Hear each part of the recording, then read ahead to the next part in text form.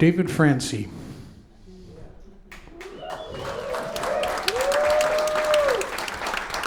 He's bloody good.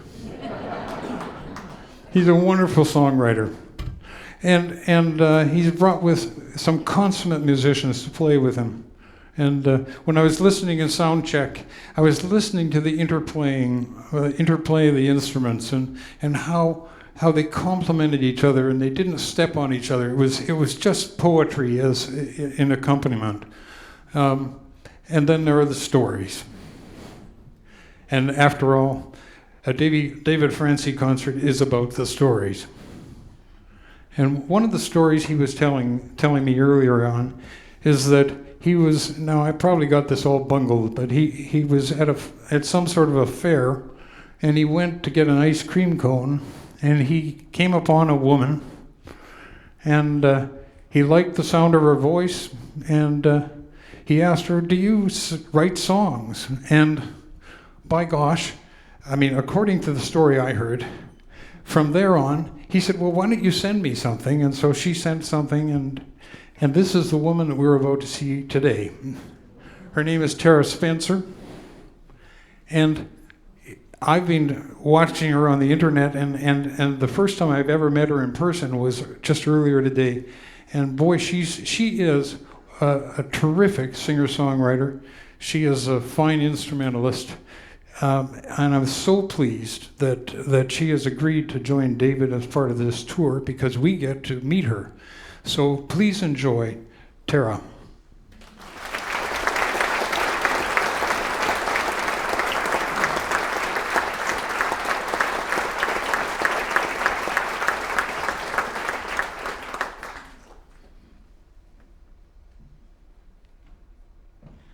Hello, everyone. I need to clarify a few things right out of the bat here. First of all, I want to clarify when Bob gave that wonderful introduction, and thank you, Bob, for being such a supporter of what we do as musicians. It means a ton. But I want to clarify that David was at a fair. He was not at a fair.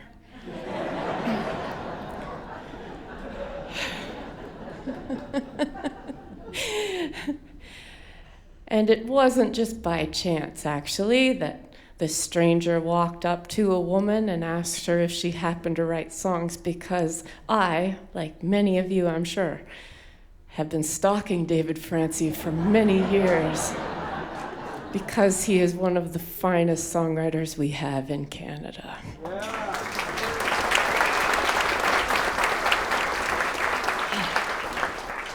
There, I feel much better about the whole situation. Thank you for getting parked. Let's go on a little trip.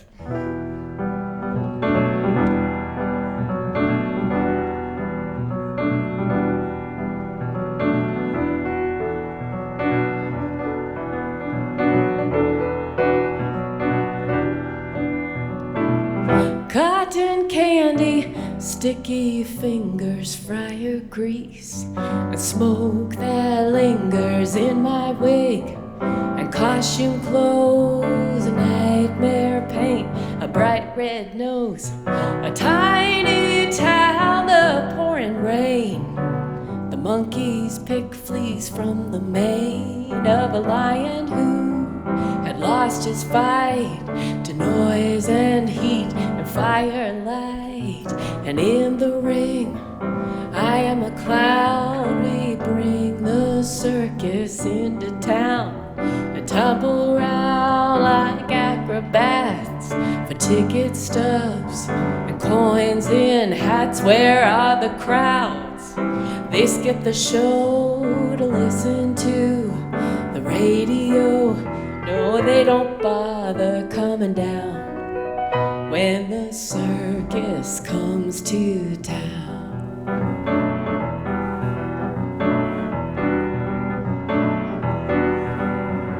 The chorus girls, they twirl and dance, the frayed lace of their underpants. I made myself some grander plans, swallowed swords and sleights of hand. A magic man cuts me in half to oohs and ahs and doubtful laughs.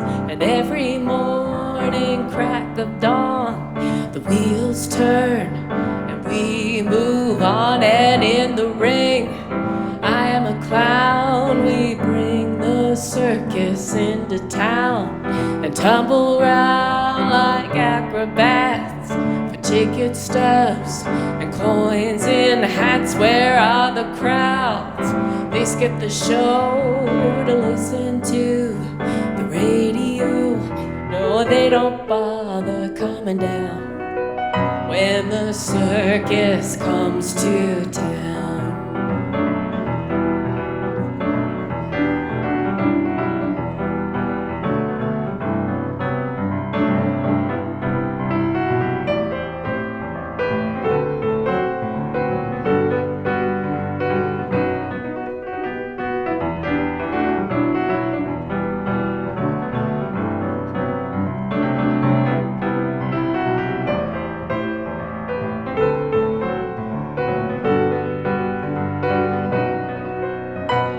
At noon I'll share my sandwiches with elephants and ostriches and think about my precious kids packing their own school lunches. I daydream of a different tent for summer evenings that we spend at Risser's Beach, laid side by side. The nylon walls, the roaring tide, and in the ring, I am a clown. We bring the circus into town and tumble around like acrobats for ticket stubs and coins in hats. Where are the crowds? They skip the show to listen to the radio. No, they don't bother coming down when the circus comes to. They don't bother coming down when the circus comes to town. Thank you very much.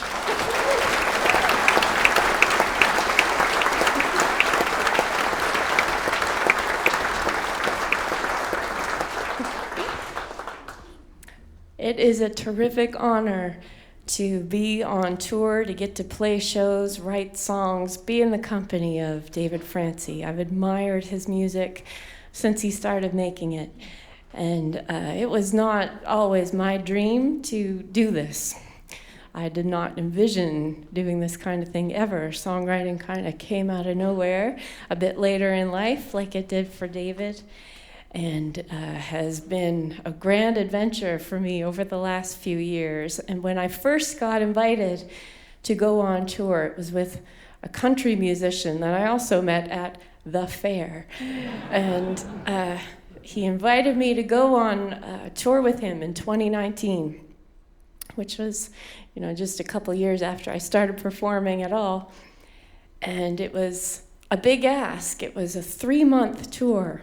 And at that point, I'd never been away from home for more than a week, and I'd never been out of Canada. And I have a lot of responsibilities, things I love to keep me at home. I have, 2 kids and a husband and a job and 2 dogs, most importantly. And, but the invitation was a huge one. It was to spend a month in Ontario in February. Hard to pass up. And after that, there was a dangling carrot of a month in England and a month in Germany, and it was hugely daunting. But everyone around me was convinced that I should go, and it was a once-in-a-lifetime opportunity, and I was the last person to be convinced to go. But on the night that I finally tipped over and made the reluctant decision to go, I wrote this song for my family. But I hope that it's also a song for you. I hope you have people in your life that encourage you to do reckless and wild things like try to park in Sydney. But it's partly inspired by the Canada geese, who have to make their big venture every year. I've seen them here in BC, though, still sticking around. And they're still in Nova Scotia, looking very confused about why their warm southern vacation was canceled this year. So.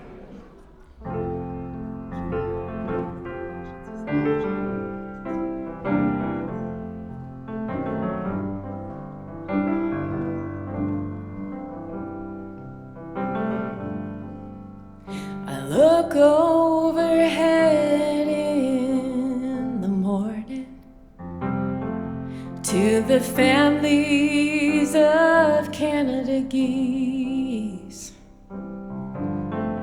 In the gray autumn sky, they are training to fly.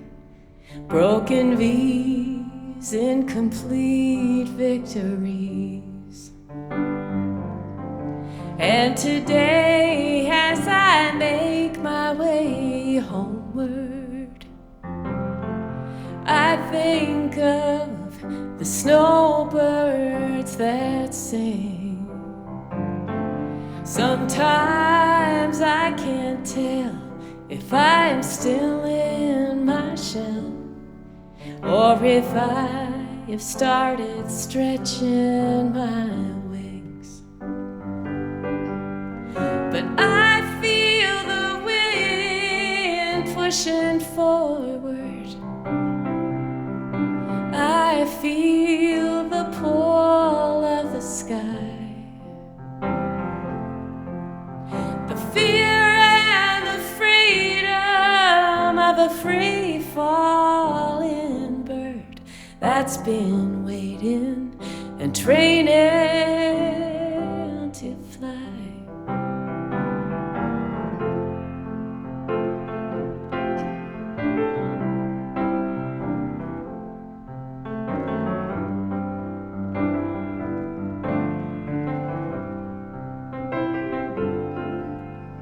I thought I would be like my mother. Her babies kept safe in the nest, with no thoughts in her mind to leave them behind. Every day she gave them her best. But a nest isn't made for forever. And my babies, I want you to know that it's good to be grown and choose paths of your own and be brave wherever you go. But I feel the wind pushing forward. I feel the pull of the sky. The fear and the freedom of a free falling bird that's been waiting and training to fly.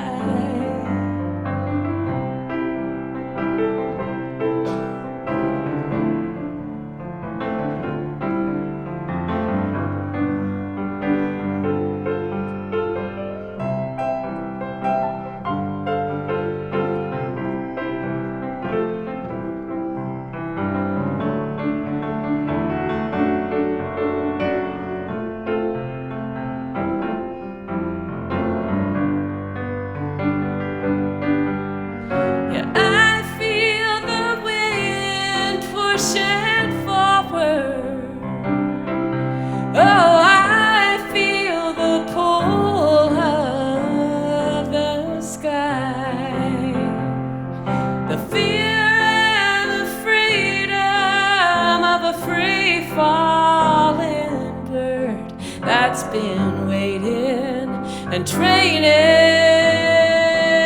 to fly. Oh, I've been waiting and training to fly.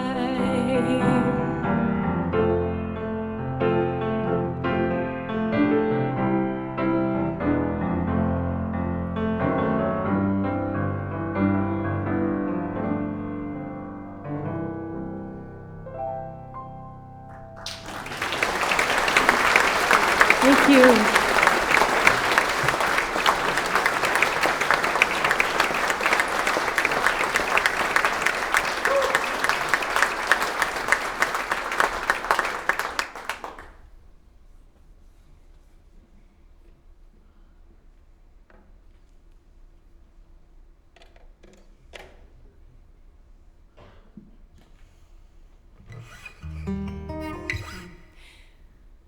So for those of you who have followed the course of David's career over the years and listened to his songs, but more specifically come to his shows, you probably, like me, felt that you knew his wife Beth very closely.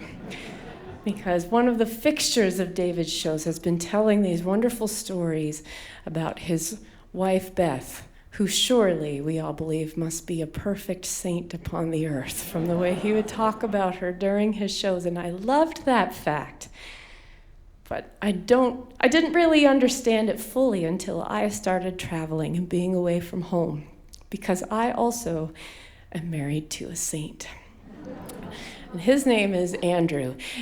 It is no small thing to be married to a traveling musician. We all understand that because it's hard being apart, and this music job is a weird one. You're away nights and weekends, and your work is also the funnest time of your whole entire life. But it is another thing to be married to a songwriter, because suddenly the intimate details of your marriage are suddenly being told on stage to people who have paid to come hear it.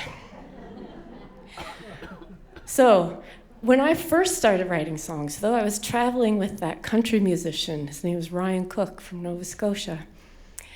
And as a consequence, I was listening to a lot of country music.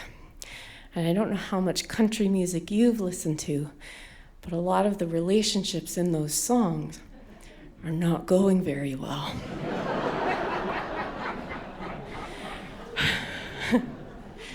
And as a result, the first songs that I wrote were about relationships that were not going well. There was a lot of heartachy, heartbreaky stuff happening in those songs. And when I went to make my first album and collected those songs together, I realized they painted a very dire picture of the relationship that I might be in, when in fact I've been happily married for a very long time. So I thought I better clarify this right quick. And I called that first album Other People's Lives.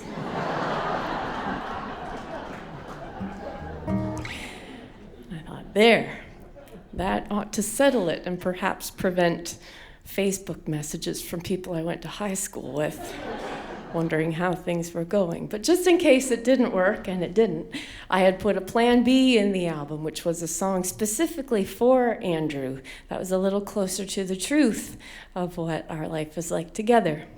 But I'm going to play that for you. But for a lot of you, this is the first time we're meeting, so I'm going to clarify one line in that song, which makes a reference to working out in the cold, burying the dead, which might ring as a bit odd, unless you also know that I have worked as a funeral director.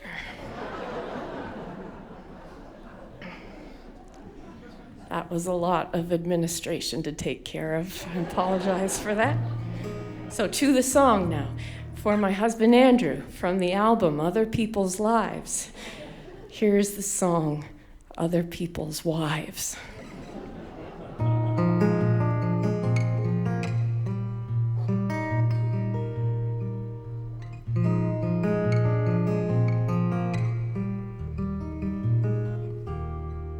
You love to act, but I can't act my age. And I've got no taste for curtains unless they're hanging on a stage. I've got no mind for fashion, and I don't do my hair. I'm not the kind of girl inclined to care.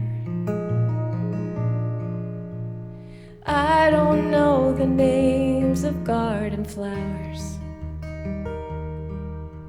and I don't make good coffee. I don't have those superpowers. Dust and dishes settle around our place, and your work shirts have more wrinkles than my face. I know I'm not like other people's wives, with suppers set to simmer while we work our 9 to 5s. They don't waste time writing songs about other people's lives. I know I'm not like other people's wives.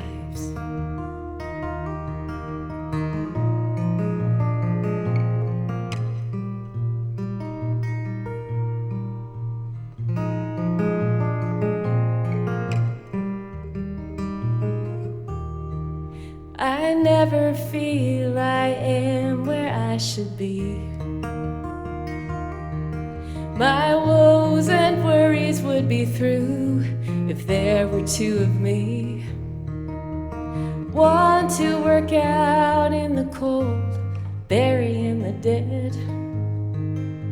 The other making love and baking bread. I know I'm not like other people's wives, with suppers set to simmer while they work their 9 to 5s. They don't waste time writing songs about other people's lives. I know I'm not like other people's wives, and I can't hold a mop and broom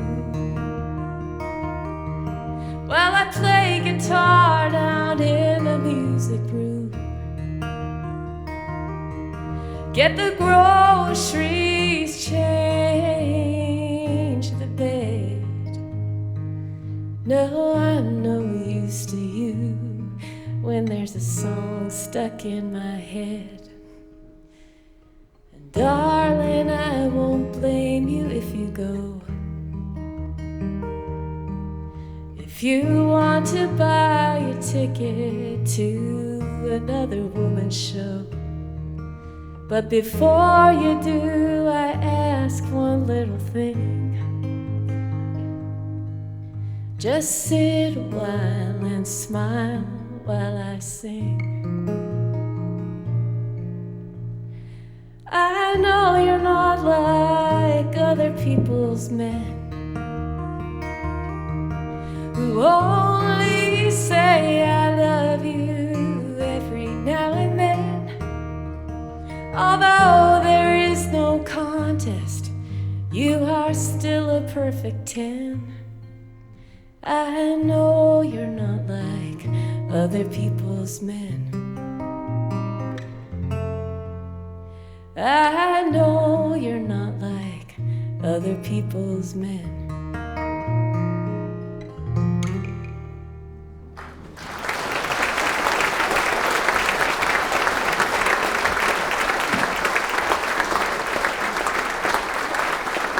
Thank you.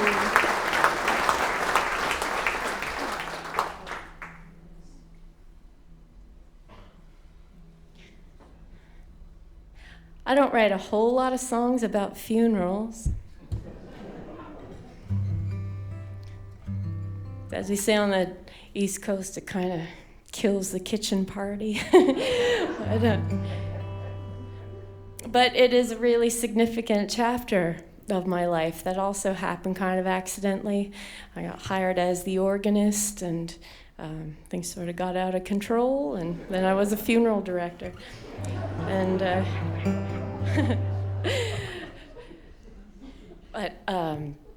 the very first funeral that I was ever responsible for on my own, when I was an apprentice, was on a Friday night.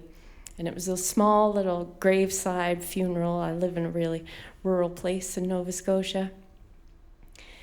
And I was the only one there. There was no minister or anyone else. It was just me in charge. And I was quite nervous about the whole thing.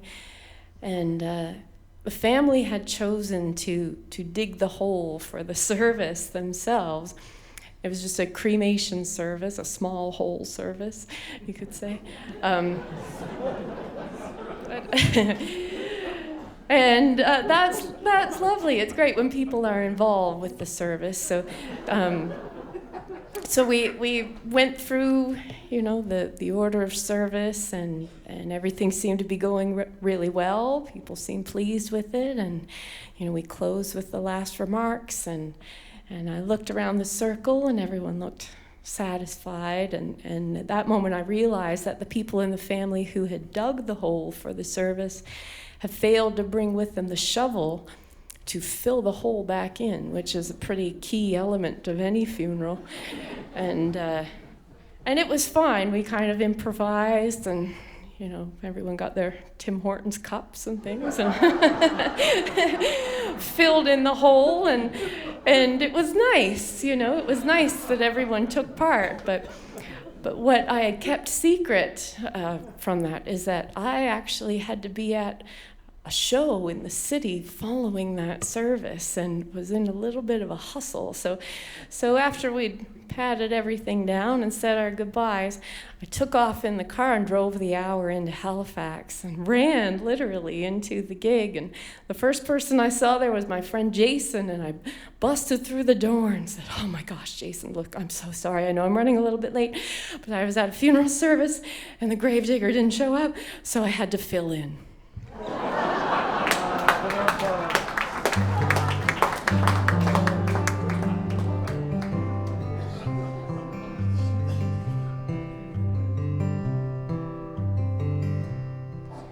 In the hard gray chairs at the doctor's office, me and a man with a terrible cough. It's 11 a.m., the doctor is late, nothing there to do but wait. He handed me a wrinkly business card, told me of his young years working hard, small engine repair, tractors and mowers, back in the days when the world moved slower. He had loved every minute of his simple life, a lot less simple since he lost his wife. She had died last June, her lungs full of cancer. He took all the tests, he was waiting for answers. His hands were shaking, he looked so nervous as he handed me the card that said, "At your service."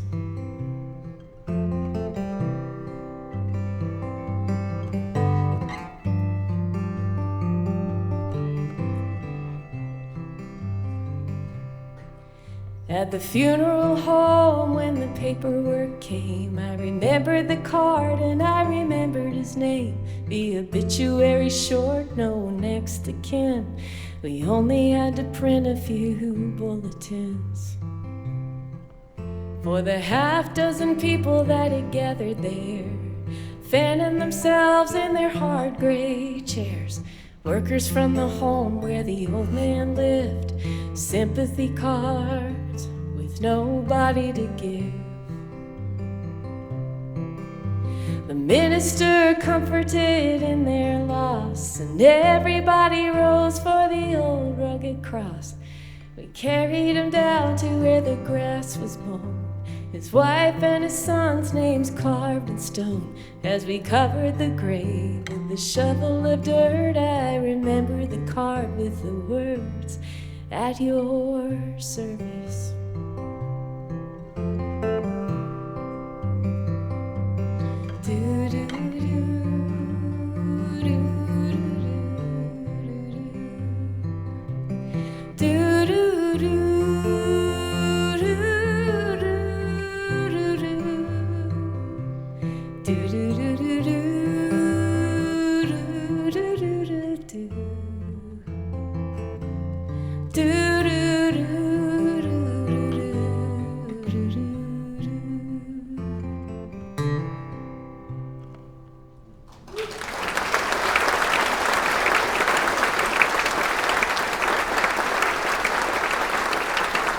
Thank you.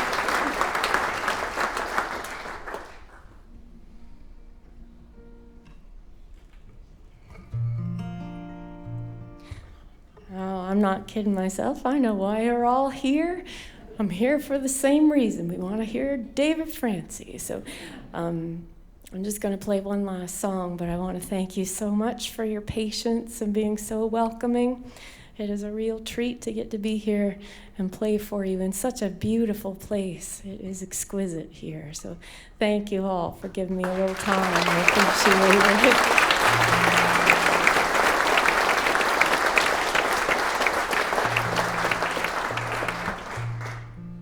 I'm going to play one last tune. I've only driven across Canada once, and it was with a fellow named Ben Kaplan, who I made a record with, and he's quite a character. We drove across the country and back in his van, and I learned then that Canada is a very large country indeed. And Ben gave me a tip. He had kind of taken me under his wing, kind of the way that David has, and said, well, as we travel across the country from town to town, you should learn a little interesting fact, something curious about each town, and go on stage each night, say it to the people there, and they will feel special and they will like you. It seemed like a pretty solid piece of advice, and I thought about it, and then each night I would get on stage and I would brag about Nova Scotia instead. So I'm going to do that again tonight and keep up tradition, but I'm going to do it with this song. It is a little maritime waltz called Lunenburg Moon, and I may have a friend come up and join me to help at some point. But again, thank you so much. You've been so kind. Thank you.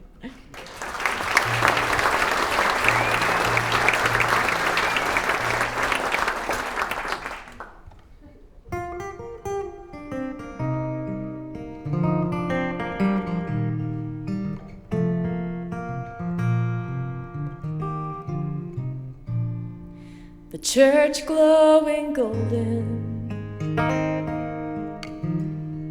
I remember your smile and the echo of footsteps as we met in the aisle,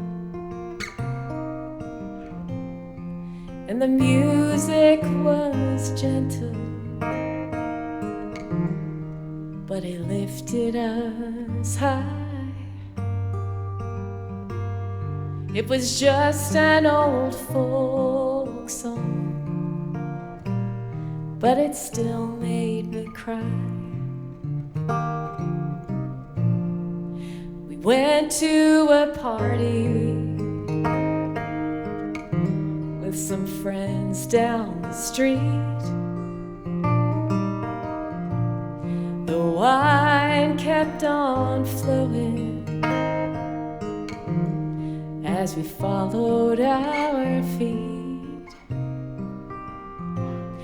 to a house on the hillside while the town was asleep.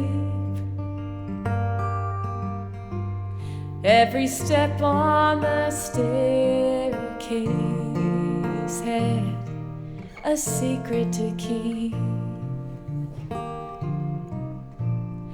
All the words I remember, and I remember the tune at the end of September, and me and you and the Lunenburg moon.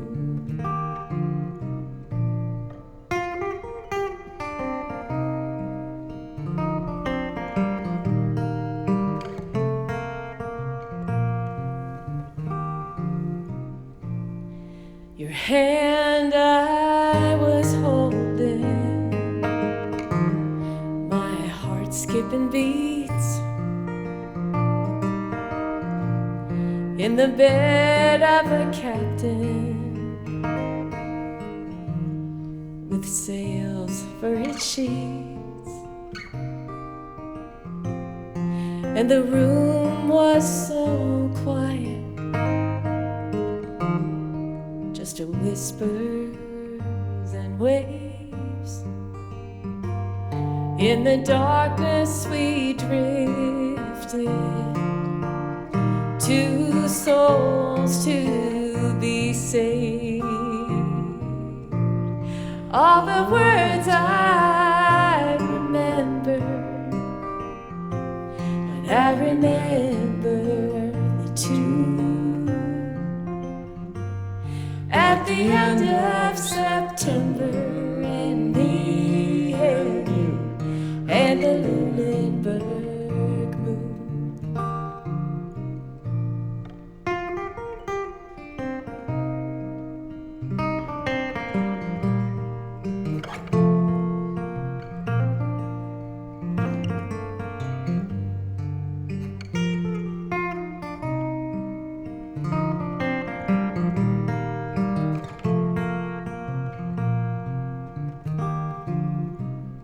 Now you're far from the harbor, and the ship has sailed on, and the shore winds blow colder the longer you're gone. And I wait by the window, and I watch the snow fly, and you're miles from the ocean, with no moon in the sky. All the words I remember,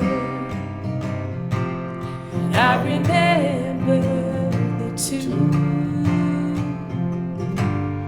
At the end of September, and me and you and the Lunenburg moon. At the end of September, and me and you and the Lunenburg moon.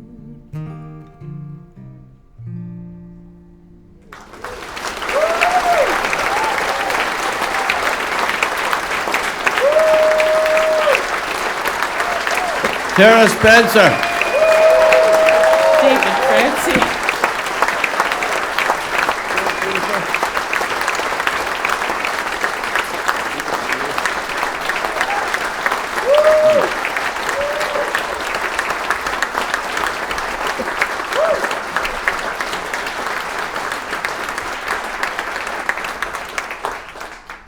I agree. Everything about that. No, oh, I just love her. I have to say, she's my favorite singer-songwriter in the world right now.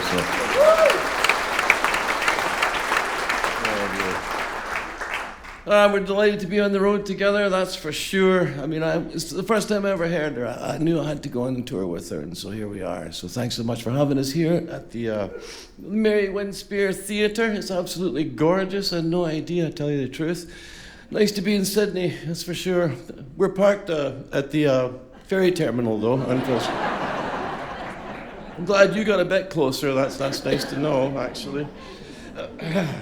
But many thanks to Sarah for the invite, and to Jesse and Paul on the sound tonight, and for Bob for looking after us continually the entire night. So we're awfully well looked after here, and we see no reason to leave. So we're going to be here for days and days. Anyway, I'm David Francey, and I'm absolutely delighted to be closing for Terra Spencer tonight.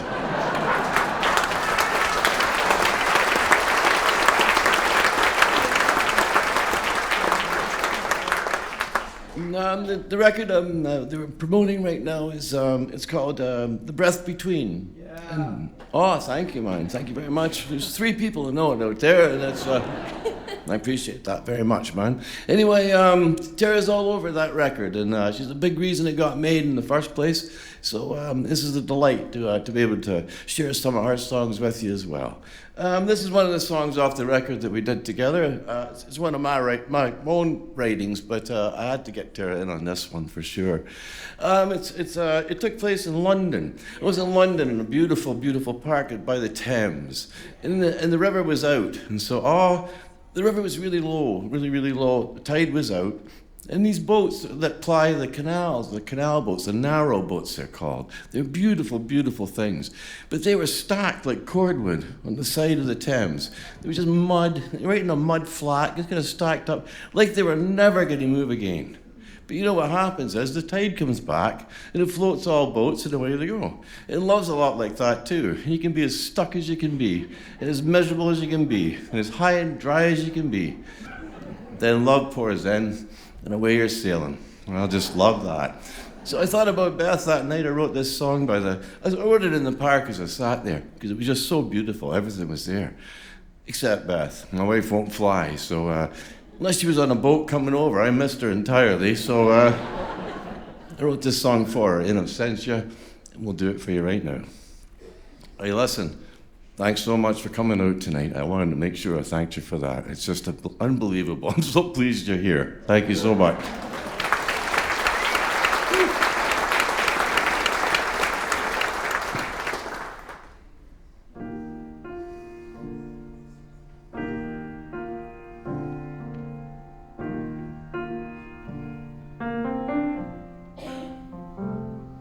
On the banks of the Thames, narrow boats at low tide are nestled in side by side, high and dry again. It won't be long, sunny or cloudy skies, river will always rise, hearts always mend. I sit by this river, this beautiful river, this murmuring river that whispers and sighs. Will you lie with me, love, just for this moment? Would you lie down beside me by the river and I?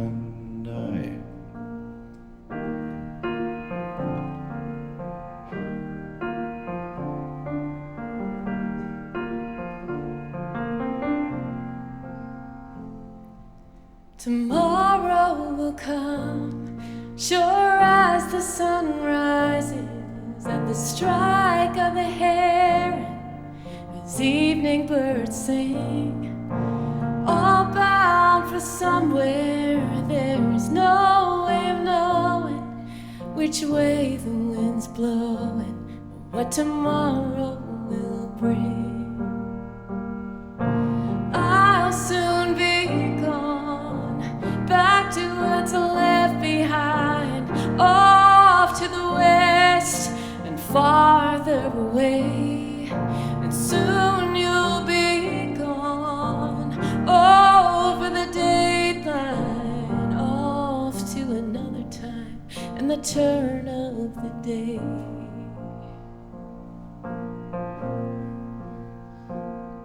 On the banks of the Thames, narrow boats at low tide are nestled in side by side, high and dry again. It won't be long, sunny or cloudy skies, river will always rise, hearts always mend.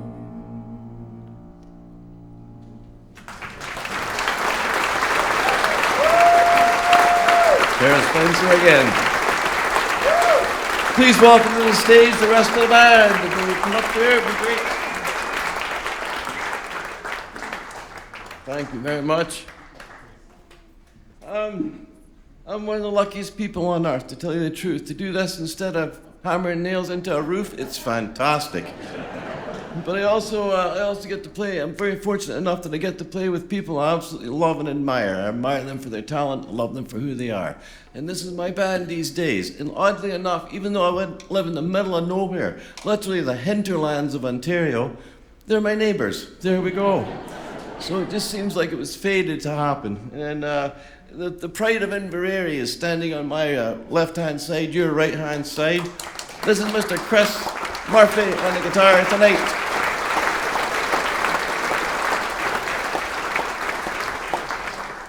And the Bell of Titchburn is on my right-hand side, your left-hand side.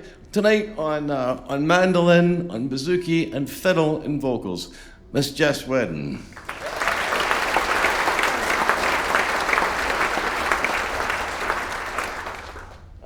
This song is a song I wrote for the new record as well, all during COVID, more or less. And it's about love, of course. The record is basically about love and loss, essentially. And this is a love song from there, that's for sure, too. And at any rate, I watched love work its magic one time, and it was absolutely fantastic. And this is the story of how it goes. My great friend was, I played with him for many, many years. He'll remain nameless, Mark. And he was just feeling bummed, man. He just lost a gal, or a gal had dumped him, and why, I don't know. I'm ready to marry the guy. He's fantastic, you know, but, he's just feeling out of sorts. The love had kind of left him behind. And so he's sitting in the local in Toronto, and in the door walks this girl who we've known from the circuit, the folk circuit, for years and years and years. We're all friends. Everybody's friends, for sure. He said the moment she walked in that bar that night, he said the spark was just electric. It was unbelievable. The two of them just bang, away they went. They're still together now. But there it was, love had found them, finally. When it was just the right time. It was just so necessary. Love came along and saved them all, saved them both. So I love that story very, very much. And so I wrote this song around that, and it's called Daughter.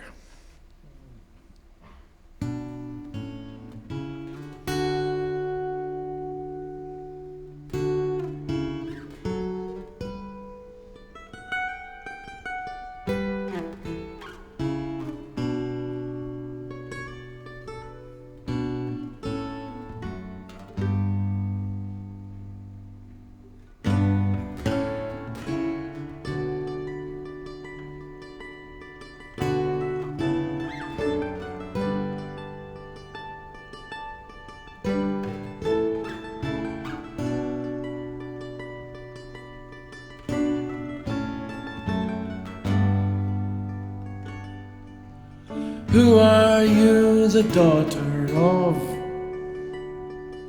Who is it that I'm falling for? Who held my heart in both her hands the moment she came through the door? Who are you that writes the songs that strike the heart, that sound a chord, and tells me all I need to know, painted in another's words?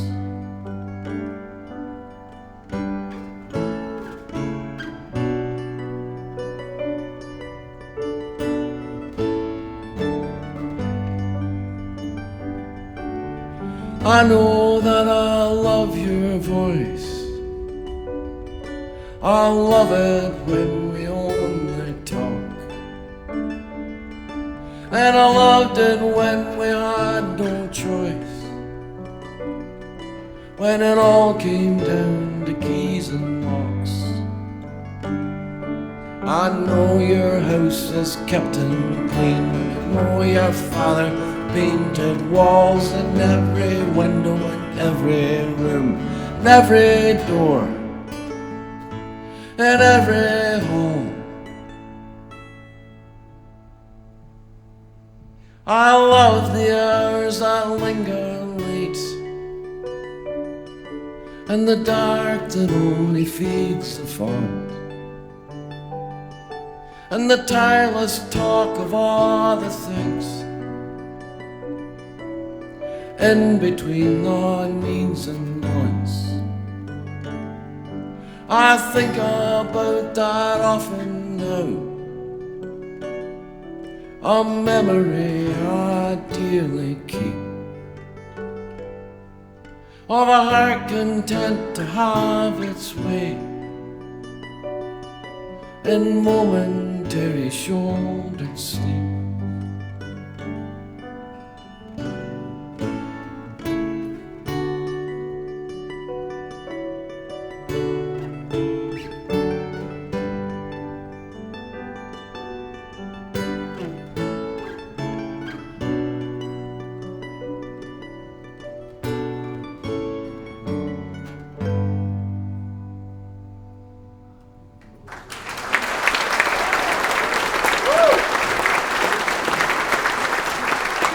Thank you very much.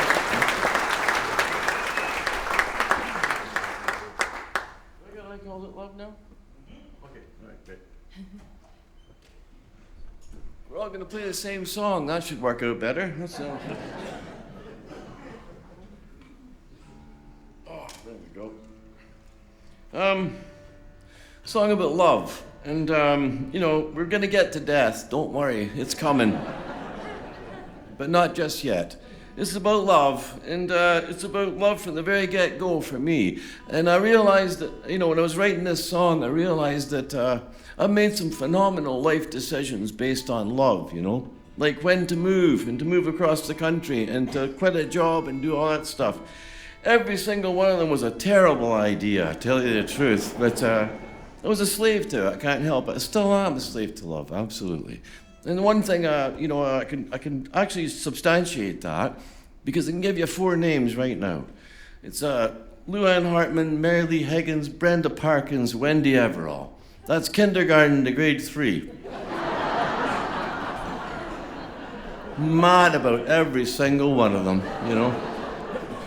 Even in kindergarten, I'm lying there in my little prickly little rug. Everybody else got nice blankets. My mom sent me with a rug. So I lay on the rug and I thought, only 2 rugs away is Luann Hartman. My heart was just beating. So I never really got over it, you know, and ended up writing this song based on all of that. And you know, I stayed at home and I had this bouzouki which was given to me, and you know, I learned 3 chords, and here we are, still playing the same 3 chords. But never mind that. I got this song out of it, and then I took it to my friend Terry Tufts, who listened to it, really liked it, for good reason. He apparently wrote the first half of the first verse in his melody. So this is a co-write with Terry Tufts. Who knew? But not me. This song was called, I called it love, because when I was, you know, mad about these young girls, wasn't sure what it was. I really didn't know, but I assumed it was love. I think I was right, actually. I called it love.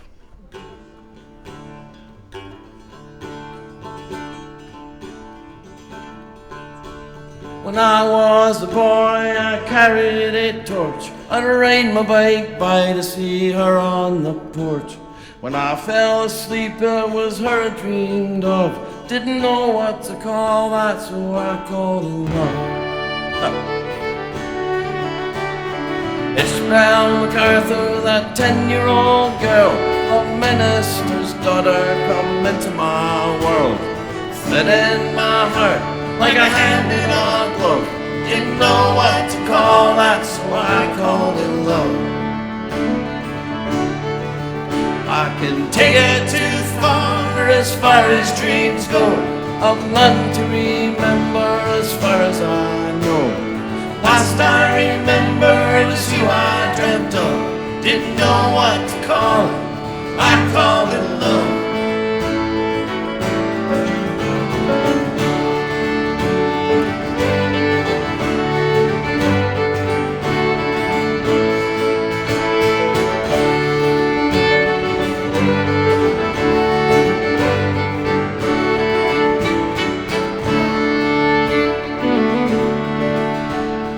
Nothing much changes, it's always the same. I'm still falling for beauty. Game in the face of it all. It's yours to dream of. Didn't know what to call that, so I called it love. I may see it coming, and maybe I won't, but it won't really matter if I do or I don't. I know I'll be falling when push comes to shove. I don't know what to call that, but I call it love. I know I'll be falling when push comes to shove. I don't know what to call that, but I call it love.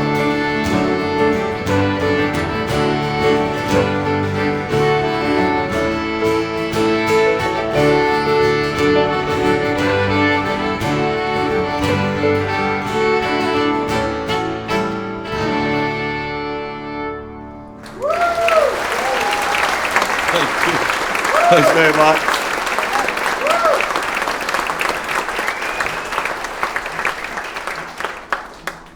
There we go.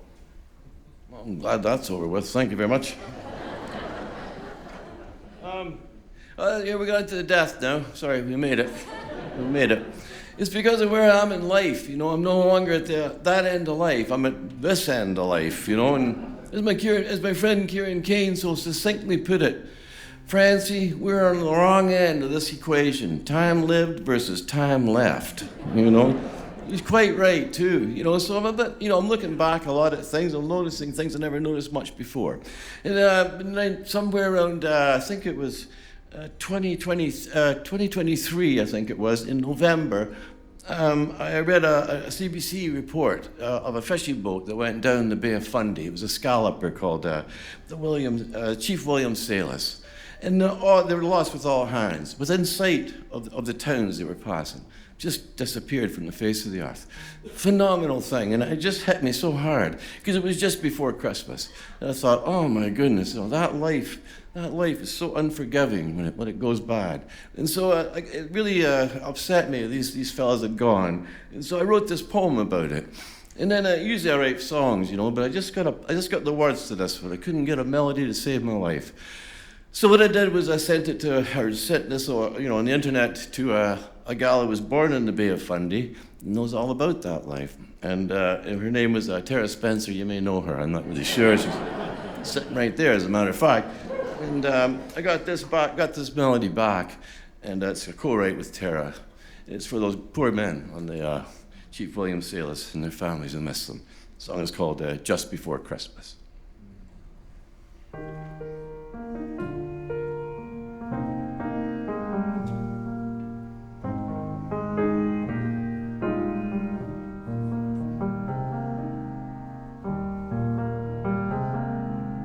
Just before Christmas, on the cold Bay of Fundy, ferries crossed over, and a fishing boat went down, and the fishermen drowned in the waves of the water, inside of the shoreline, and the lights of the towns. They'd been out for a while, been hard at the fishing, hatched out their boat, were headed for home, back to the dock in the town they were born in, better off for it and tired to the bone.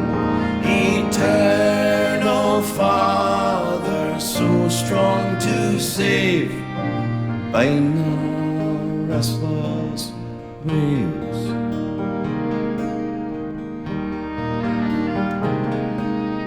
There was no warning, for there was no warning. Whatever came on him came out of the blue, rocked from their dreams, then deep down to darkness, barely a trail, not a thing they could do. Eternal Father, so strong to save, bind the restless waves.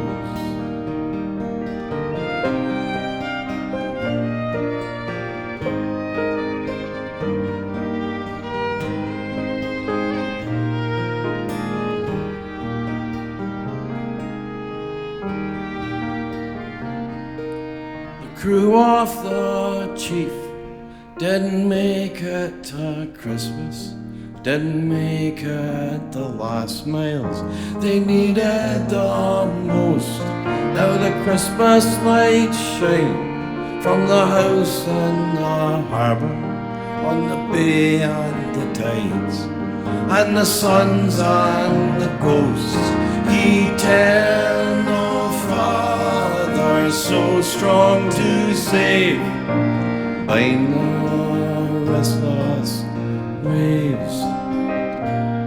Eternal Father, so strong to save, bind the restless waves.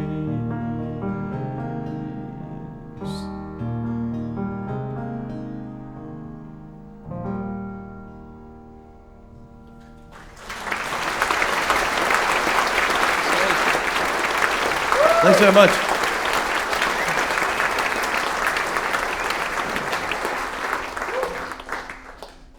Thank you. This is not off the new record, so you might know it's a chance anyway. Before COVID came along, the year prior to that, I lost my voice. I was on the road far too much, and people always complain about being on the road. I never complained about being on the road. I loved being on the road far too much, and I burnt my voice completely out, and so I had to be home for that whole year, and then COVID came, so it was 3 years home. Prior to that, I was on the road most of the year. I'd see Beth for less than half of the year. I love my wife, Beth, very much. And I would write her love songs from the road because I missed her badly on the road. So I wrote quite a few love songs from the road. This is the last one I wrote for her from the road. And I can tell you, after being home for a year with no voice, and then 2 more years of COVID being home, there won't be any more of these coming up for a long, long while. Like, no offense, but in all honesty, really, that's going to be the case. But it goes both ways, of course, because I think they had a parade in Elfin the day I left. I think Beth had organized a parade. So, it does go both ways. It's a song about missing Beth on that road, and it's called Lonely Road. But you sure made it a lot less so by being here tonight. Thank you.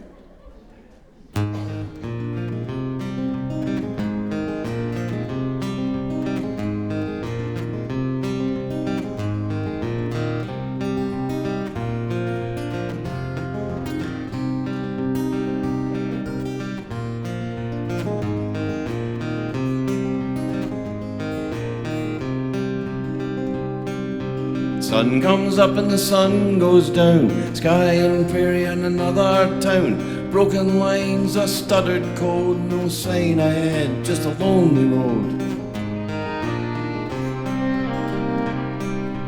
Headlights in the skewed rear view, 1,000 miles or more from you, where the 18-wheelers haul your loads, no sign ahead, just a lonely road. Streets of heaven are paved with gold, and the road to hell is paved with souls. Someone loves me, this I know, somewhere down the lonely road.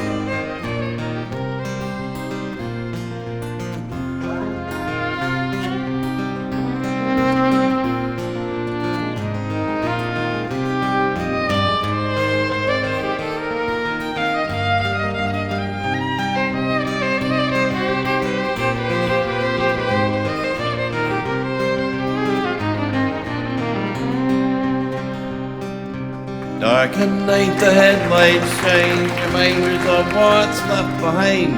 Wipers sweep the tail lights glow, no sign ahead, just a lonely road. Me, I just have home in mind, what's hard ahead gets left behind. North of 7, it's rockin' snow in a gravel right on a lonely road. Streets of heaven are paved with gold, and the road to hell is paved with souls. Someone loves me, this I know, somewhere down the lonely road. Streets of heaven are paved with gold, and the road to hell is paved with souls. Someone loves me, this I know, somewhere down the lonely road. Somewhere down the lonely road. somewhere down the Volney road.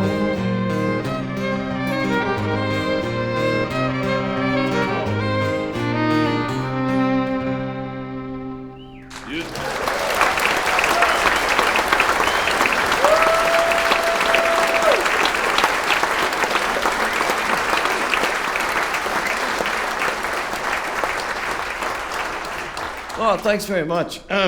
We're going to end this set here, and then we're going to come right back and play a full set after this one. So is that okay with everyone? I hope so.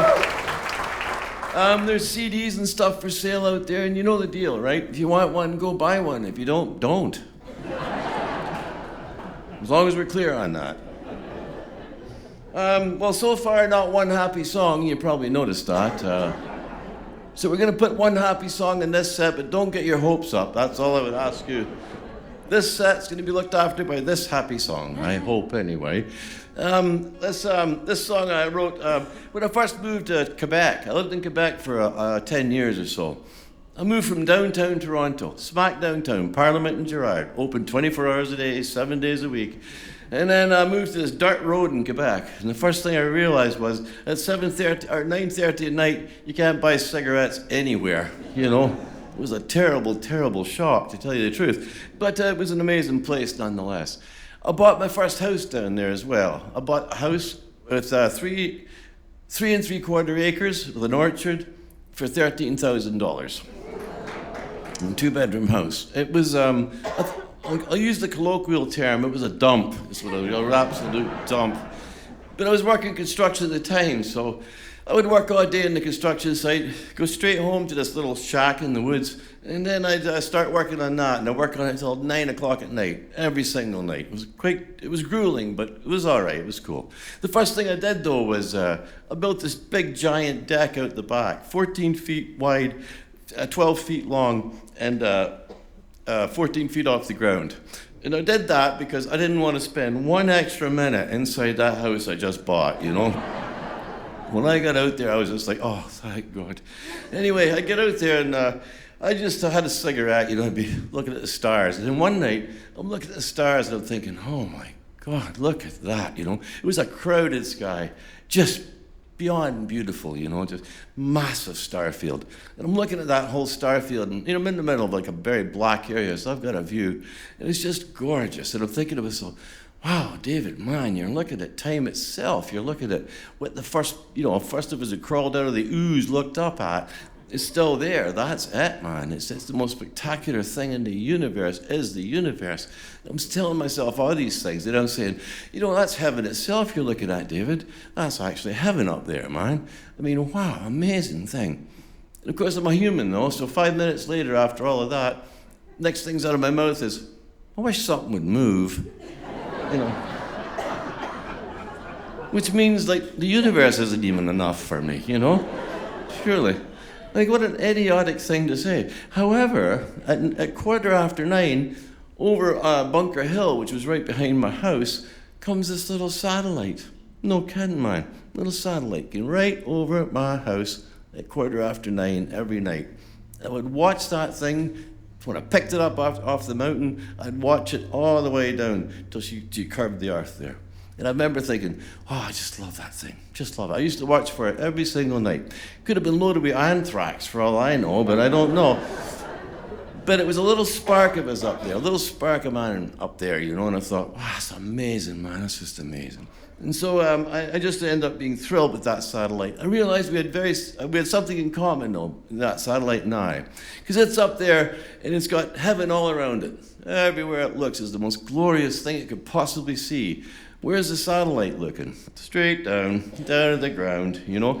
I walk through life. Life is beautiful. There's beautiful things everywhere in life to be seen and to be enjoyed and everything else. Do I see them? Most of the time, not. I'm usually looking down at the ground, just like that satellite as I walk along the road. And so I had an affinity for it, and I wrote this song for it. Hope you like it. It's happy. Let's make the most of it. And we'll see you after the break with any luck at all. Here we go. Satellite.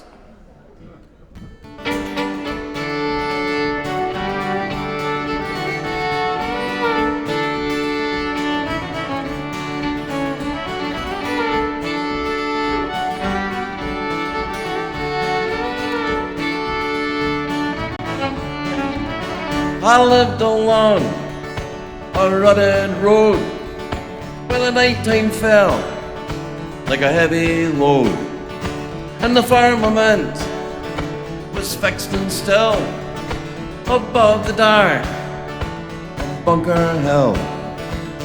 On a love between when all the lights are watching for a satellite, and the shooting stars turn way too fast, and they burn so bright they never last, and the planets pass as slow as death across the sky from east to west.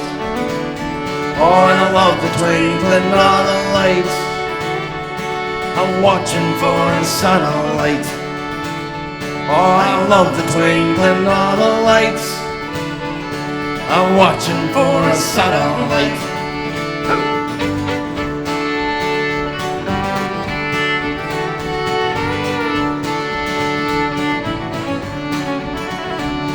No movement in that field of stars, set in time and distance far, and from horizon's edge of light, a spark of man in lonely flight. Woo!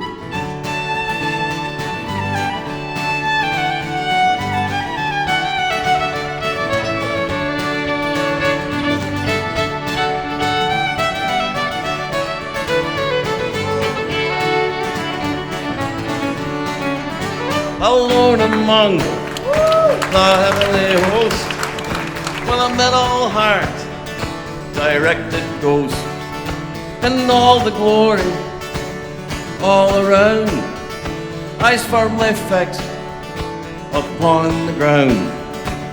Oh, and I recognize that lonely light reflected from a satellite.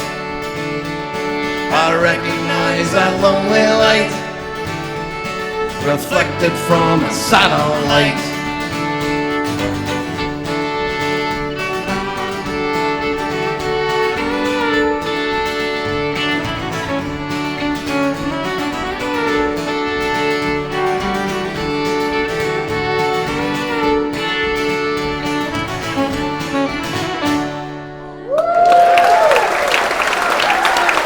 Just one on the fiddle. We'll see you in a bit, guys, after the break.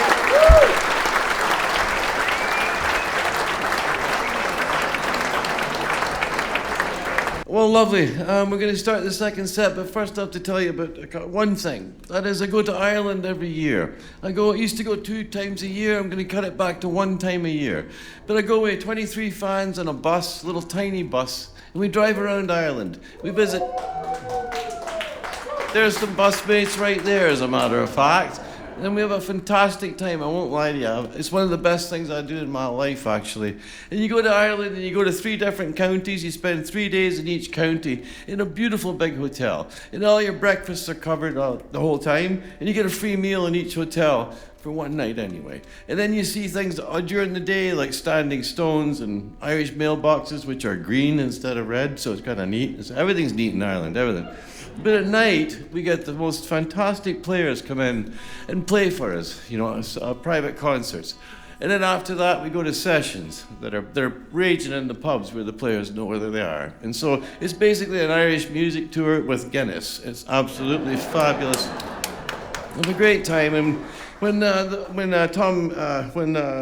Brodsky told me about it, he says, "Hi, David, I'm onto this great thing. You get on a bus with 22 fans for 9 days." And I said, "No, not a chance. That's not happening." He goes, "Oh yeah, but the guy's name is Tom Piggott. He's from Ireland. Can he give you a shout?" I said, "Yeah, you can give me a call, man." But I said, "I don't like his chances. Don't build him up, So I pick up the phone and I hear, "Hello, David. This is Tom. Tom Piggott." And I thought, all right. So I'm listening, talking to him. Well, 5 minutes into the conversation, I'm ready to give him my firstborn male child. He's the most charming man I've ever met in my life. And so I took a flyer and went on it, and that was, over 10 years ago. So if you want to join us, it's Innisfree Tours. It's on my website. And I'll do my absolute best for you to have a great time. And I've made friends in this tour lifelong friends from this bus tour over the years, and had a terrific batch last time, and I think they're here right now, so very, very pleased. Man, it's been great to see you after. Anyway, back to our regularly scheduled programming. Here we are, sorry. Winter, winter's been a bit of a brute, I must admit, and because I don't play hockey anymore, I'm really not that keen on it anymore, to tell you the truth. So I would play hockey, just don't know anywhere to play at the moment. But at any rate, it's one of those things that, like of our way, everything can look so horrible. Winter sort of comes and goes, and it leaves you that sort of like real mess. There's chunks of wood lying on the lawn, there's dog stuff lying on the lawn, everything's just lying about your property because you're kind of giving up, it's winter. But you know what happens? Snowfall happens. Snow falls like that, covers everything with this beautiful, white, pristine blanket. And your ratty yard just looks absolutely gorgeous, So I figure it's a form of absolution. You can be a lazy bum, but when that snow falls, you're absolved of all of it. So I kind of like that notion, to tell you the truth. And so I wrote the poem about it again, and then it was during COVID, and I was just really uninspired musically, so I got the poem fine, and so I sent it to Terra Spencer, as one does, anyway, where I live, and came back with this beautiful melody. And I'm like, Justin, I'll sing it for you right now. It's a love song to winter. It's very, very short, just so you know. Streetlights mark the coming night, snow dancing in the arcs of light. Melts upon my open hand the promised love of a wedding band. That love that lit and fed the fire, the wanting of the heart's desire. Snow ashes now that softly fall like silent solace on us all. A winter blessing in the end, absolution once again. That falling weight that leaves us blind to everything we left behind. All our sins, all our regrets, the ones the heart cannot forget. Who we loved and who we missed, that snow as welcome as a kiss. A winter blessing in the end, absolution once again. That falling weight that leaves us blind to everything we left behind. Who we loved and who we missed, that snow as welcome as a kiss. Beautiful, Jess.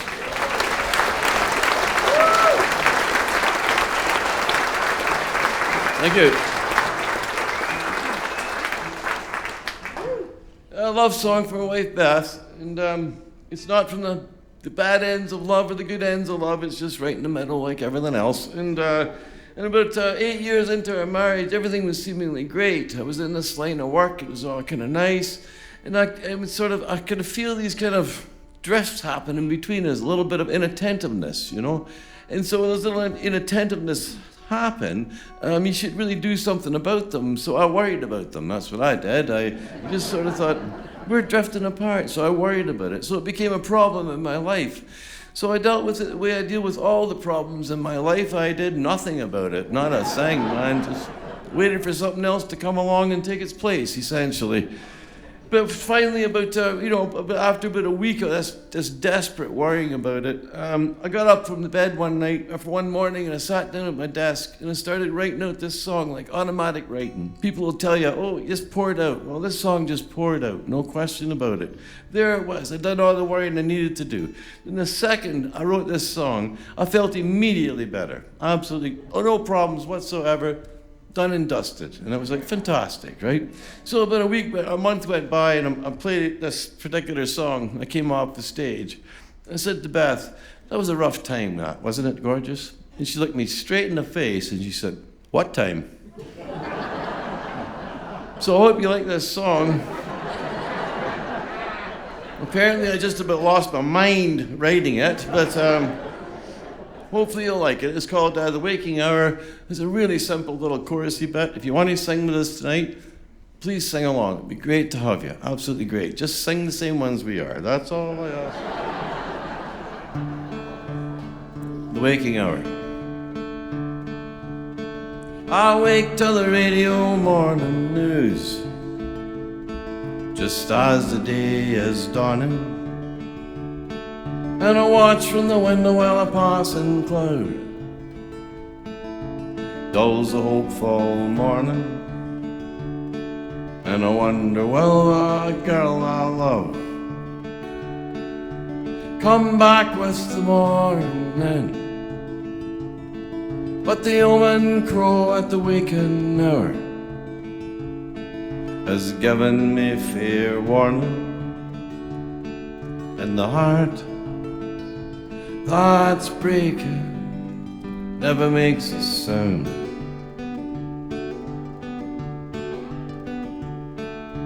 She was once my heart's delight, my need and my desire. She was my day, she was my night, my water and my fire.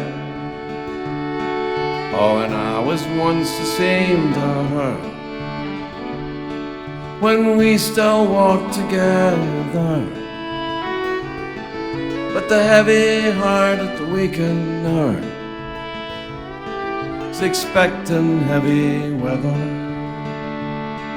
And the heart that's breaking never makes a sound.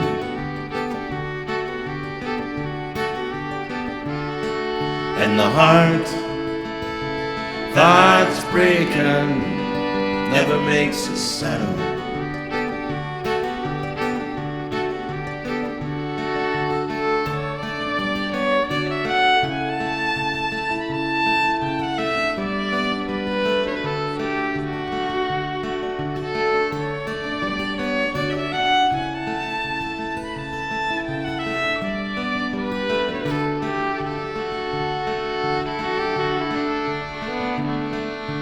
I know love, I've seen love's face, and I understand its sorrow.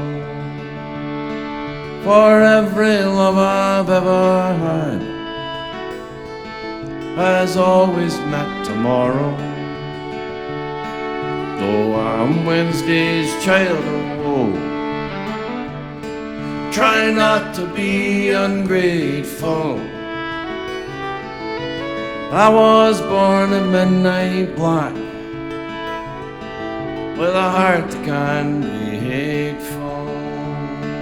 And the heart that's breaking never makes a sound.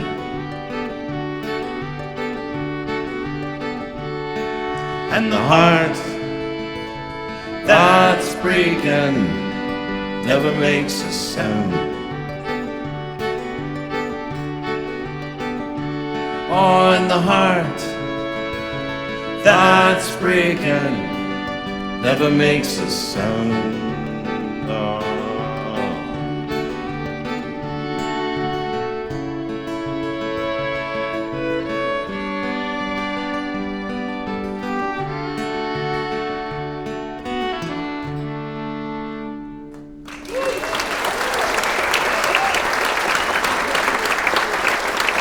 Great singing. Fantastic. Thank you so much, man. Thank you. So nice to have your song sung back to you, boy. Nothing better than that, that's for sure. Another older song from the first record, actually. And, yay, thank God. No, I'm just kidding. It's one of my favorites, actually. And I wrote it in the village of Ayrescliff when I lived there. I wrote it on a Sunday morning. Because on Sunday morning in Ayrescliff, they're ringing the church bell. And I was sitting on my steps having a cigarette when I still did that, with no intention whatsoever of heeding that bell. But there it was ringing away. Came from St. Bartholomew's Church. There's 7 churches in Ayrescliff. Only one rings the bell. That's St. Bartholomew's. And so I'm sitting there listening to the bell, having a smoke, and then I suddenly realised, oh, there's the faithful getting called to worship. They're all being called by that bell. It's doing its job. There they go. And I thought to myself, well, there's the bell doing its job otherwise as well, because it's reaching people like myself who went to church right up until it didn't have to anymore, and then I stopped.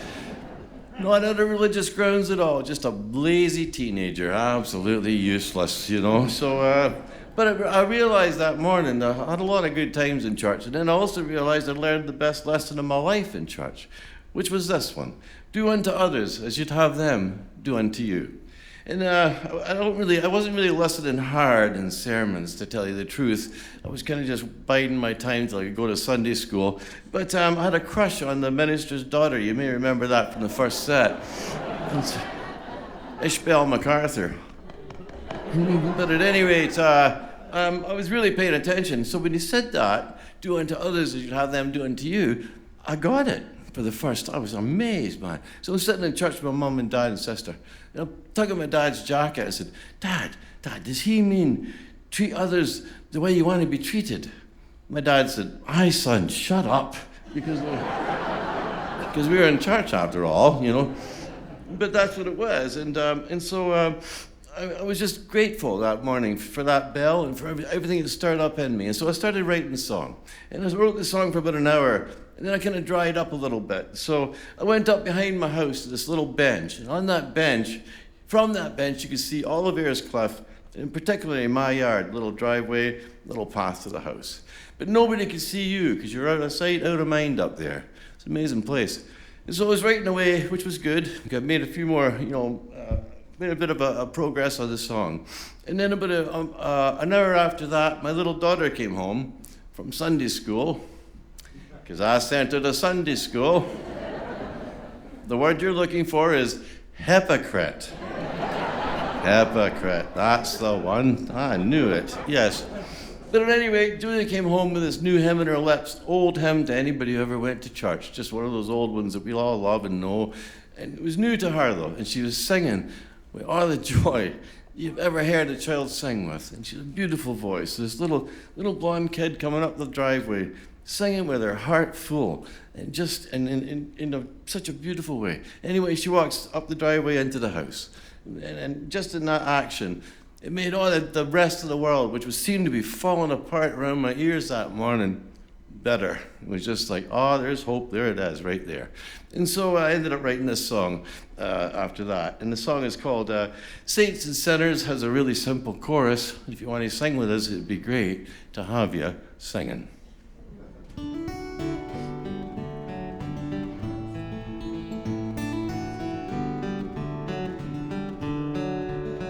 It was Sunday morning in our town, and I sat on the steps and I stared at the ground, and I bowed my head while you shuffled past, all the saints being called to the morning mass. And off in the distance there rang a bell, way off in the distance there rang a bell. And it rang for the saints and the sinners as well. Way off in the distance there rang a bell.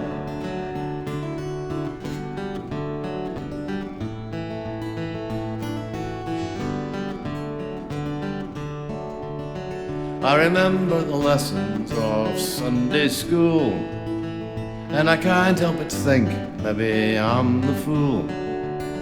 But I see no sign of a greater plan, just the joy and the sorrow of my fellow man. And off in the distance there rang a bell, way off in the distance there rang a bell. And it rang for the saints and the sinners as well. Way off in the distance there rang a bell.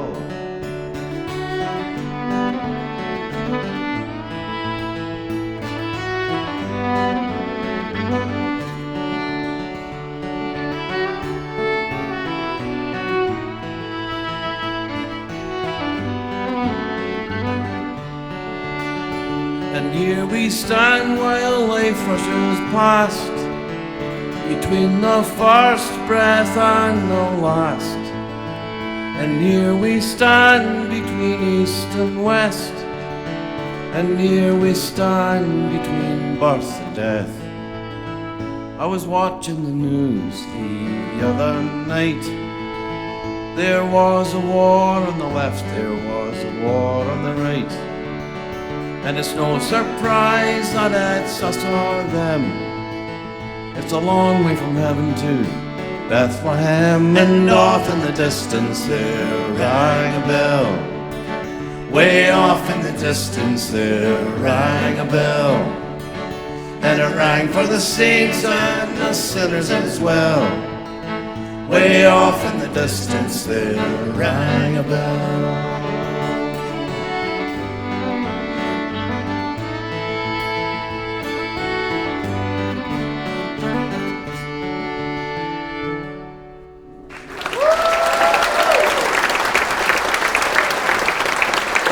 Great second. Thank you.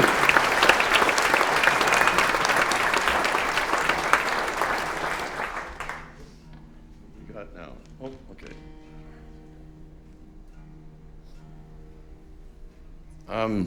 Last night I sang a completely different verse that I never used in the song. It was a shambles. So I'm going to do it right this time, I hope, anyway. You never know. Hang in. This is a song, when I lost my voice and everything else, I was really about my lowest point I could possibly be, because I just canceled my future entirely. I canceled a tour of the States, a tour of Canada, a tour of Europe, and a tour of Australia. All of them, all booked, all ready to go. Couldn't do it, no voice. About as unhappy and about as worried as I've ever been in my life. And I drove back 18 hours from Iona and Cape Breton all the way home to Elphin, Ontario. One shot because I was just so worried. At any rate, it was a hard thing to come back from, to say the least, because my confidence was shot to pieces. But I was lucky enough to find this other musician who somehow gave me this idea that it wasn't going to be entirely possible, that I would just keep going. All I had to do was just keep marching. I was going to get through this thing. And they gave me that kind of support that I needed at that very, very moment. And sometimes life just gives you those people. It gives them to you like a gift from God. It's incredible. And this is exactly what happened with me, you know. Just got the right person at the right time. And so, that person was so influential in my life and so much a part of getting back into things and everything else. But when it all boils down to it, great friends, be friends for life and everything else, but we passed through each other's lives like two shadows. That's all we did, just came by the shadows, bumped, the stuff got done, and we're still shadows in each other's lives. So I thought that was a beautiful thing, and I wrote this song called Two Shadows, because I don't know how to count. I really just can't name songs. It's horrible. But this one's called Two Shadows.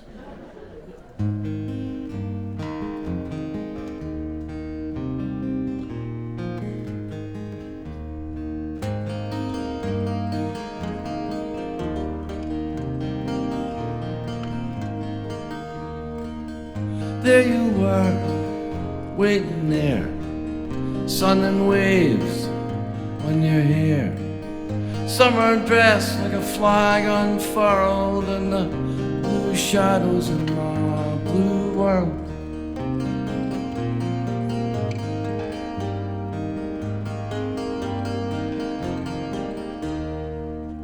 Every line spoke to me, love and life and memory. Hearts broken and hearts filled in the blue shadows in my blue world.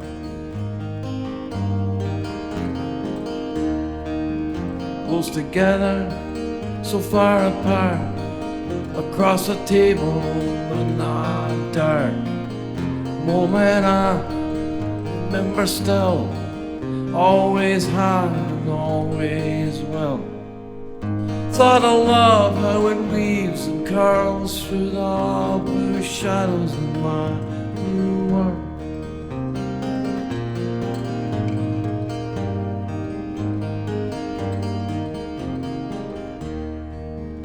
Worried mind, shouldered hard, drawn together and pulled apart.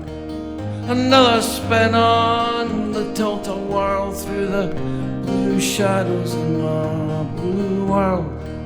Another spin on the tilt-a-whirl through the blue shadows of my blue world.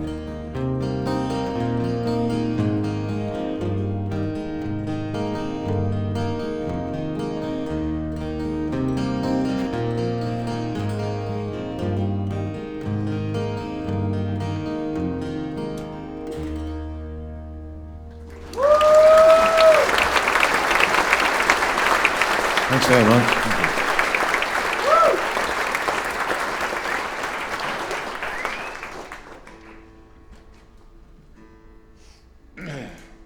When I was so debilitated by losing the voice and everything else in the whole world, I was at sea completely. I was just absolutely lost at sea. That's what it felt like. There was no port to take me, and I just had no means of getting there at all. But you know, that same person who lifted me up so effectively in that last song was the thing that got it all together for me. I found somebody in them that had a harbor in there. I was in a sea of trouble, I admit that, no question about it, rough waters. But that person became my harbor for me. I went back to that harbor and I got myself built up in that harbor and I got to sail out again because of that person. So it's a massive thing, just massive in the life. I was very, very fortunate to meet them. I'm still fortunate to know them today and to work with them today. And this song is called Harbor, and it's an absolute thank you to that person.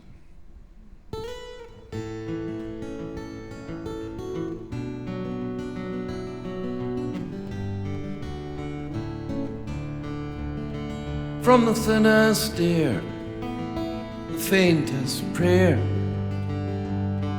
a tight-roped heart tumbling down, standing there in the airport where he felt it break, it made no sound.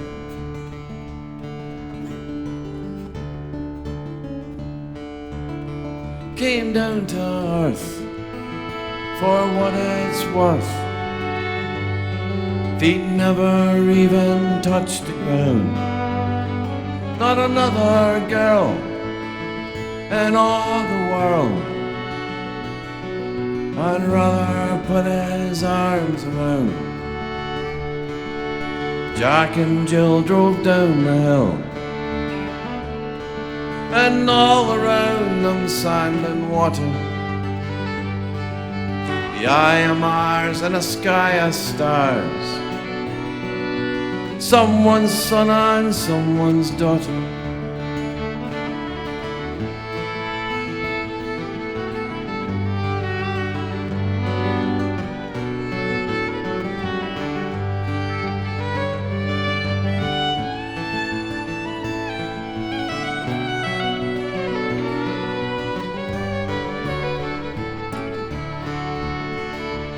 Back to back with Ollie Lux, back off her and need no by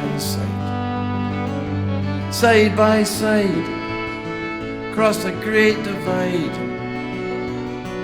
a tight old girl in harbour lights.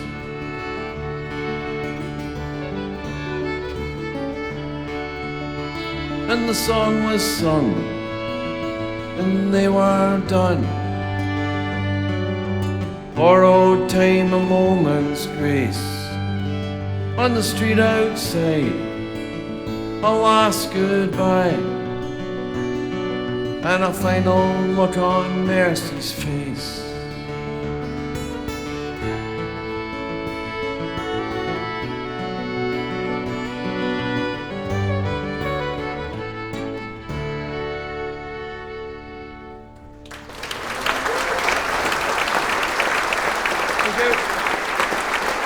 Thanks very much.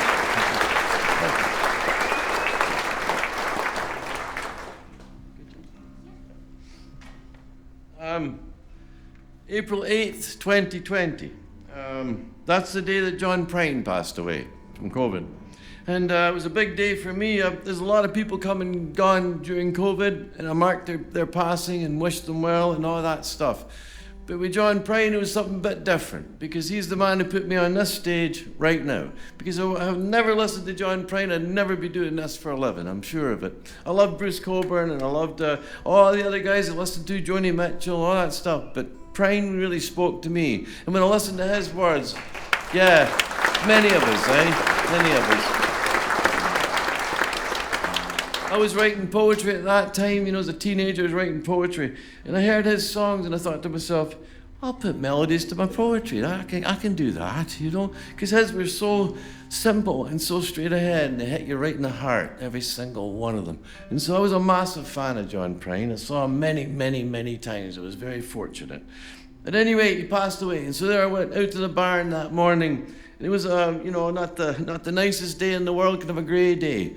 I just sat there looking out the barn window and thinking about all the times I'd seen him, all the songs that got me through the tougher times. And I started thinking about him in a sense of, how to commemorate him, essentially. And so I ended up writing this song. I got the melody and the lyric, and I wrote it all up. And some lines in this song are actual lifts out of John Prine's songs. It's hard to write about somebody who introduced you to stuff and who influenced you so much without sort of just paying homage to what they had written themselves. And so I hope there's no offense taken at that by Mrs. Prine or anybody else who hears it, actually. It's absolutely meant as a tribute to a man who was sorely missed and truly one of the best, for sure. The song is called This Morning for John Prine.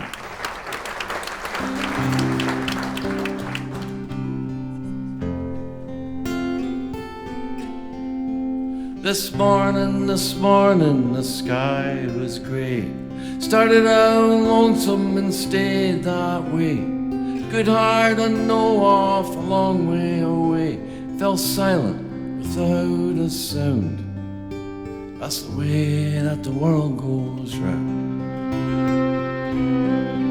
And it's 1 for a penny and 2 for the show. Everyone's waiting, that much I know. In a bar up in heaven where the angels go. This morning my world was blue. Rattled all around and I thought about you. I thought of my friends and my family too. And my heart broke without a sound. That's the way that the world goes round. And it's 1 for a penny and 2 for the show. Everyone's waiting, not much I know. In a bar up in heaven where the angels go.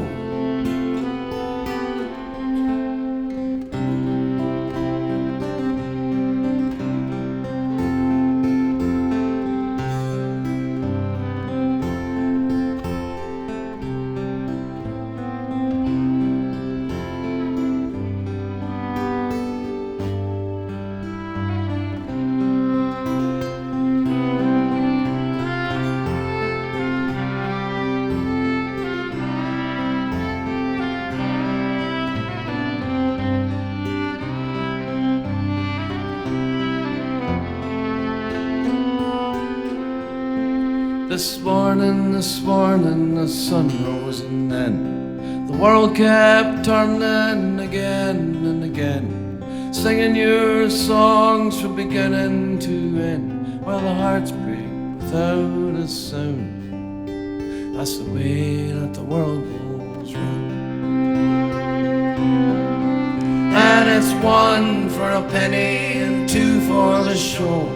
Everyone's waiting, not much I know. In a bar up in heaven where the angels go. This morning the sky was grey. Started out lonesome and stayed that way. Good heart and no off a long way away. Fell silent without a sound. That's the way that the world goes round.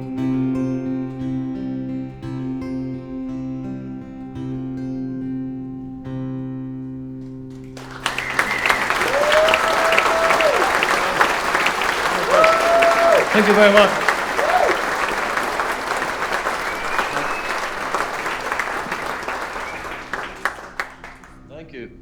Thanks very much.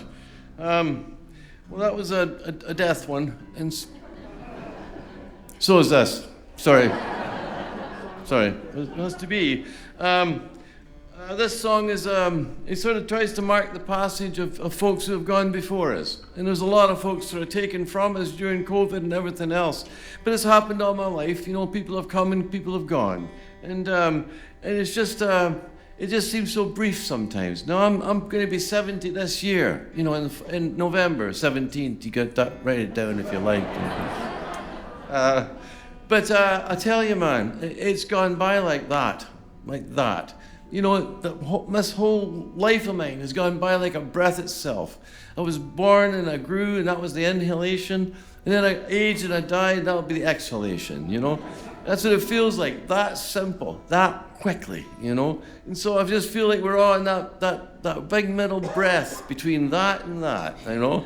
And I'm planning to stay around a wee bit longer before I go down there, but just nonetheless, you know, we lose people and everything else, but we just keep carrying on, and we never lose their memories, we just don't. And when I was in construction, I worked with my best friend in the world, Ian McGregor. I loved that man. I couldn't love a man more in my life.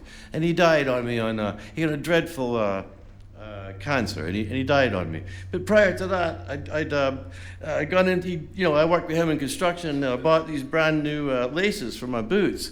And then lo and behold, Torn Screen Door came out, and all of a sudden I didn't need the boots anymore.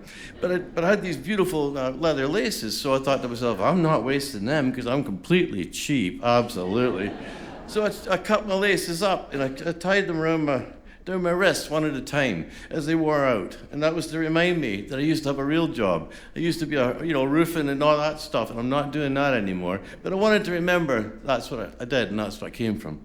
And then when Ian got sick, I tied this one on as well, just so I'd remember him every single day. He didn't make it, but I never took it off, because every time I look at him, I remember that wonderful man. And that happens to a lot of us, in a lot of cases. And this song is about all of that, and it's called The Breath Between.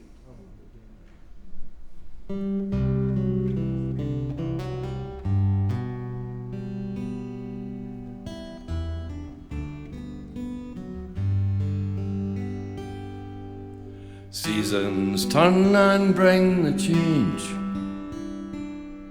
the shifting of the weather vane. Clouds turn the sunshine into rain, and cry until it shines again. Another year that's had us see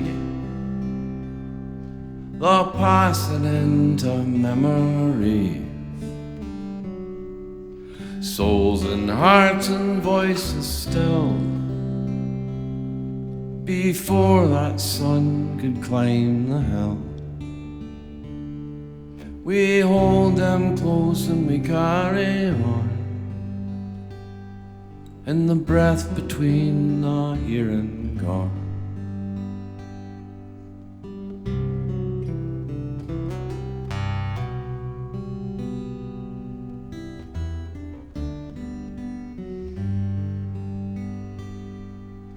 Oh, the hearts that held them still, always have and always will. And through the dark and through the night, and through the shadows into light, we hold them close and we carry on, and the breath between the here and gone.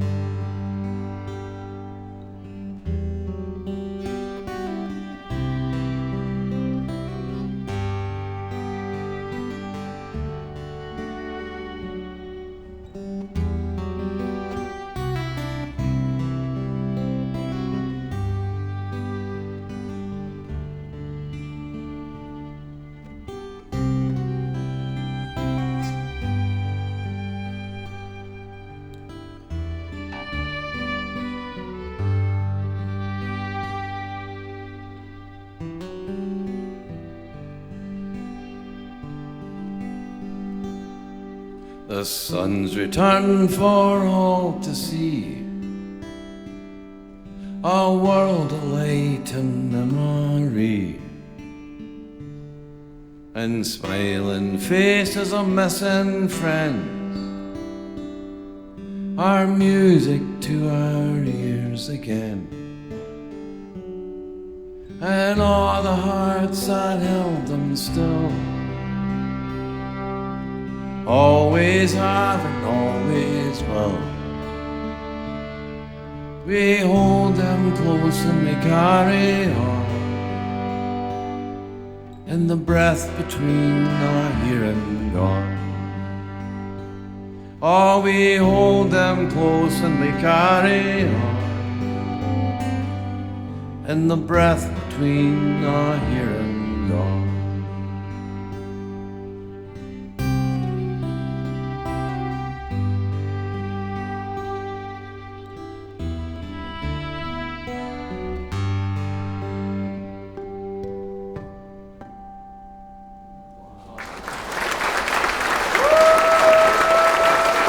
Chris Murphy on the guitar.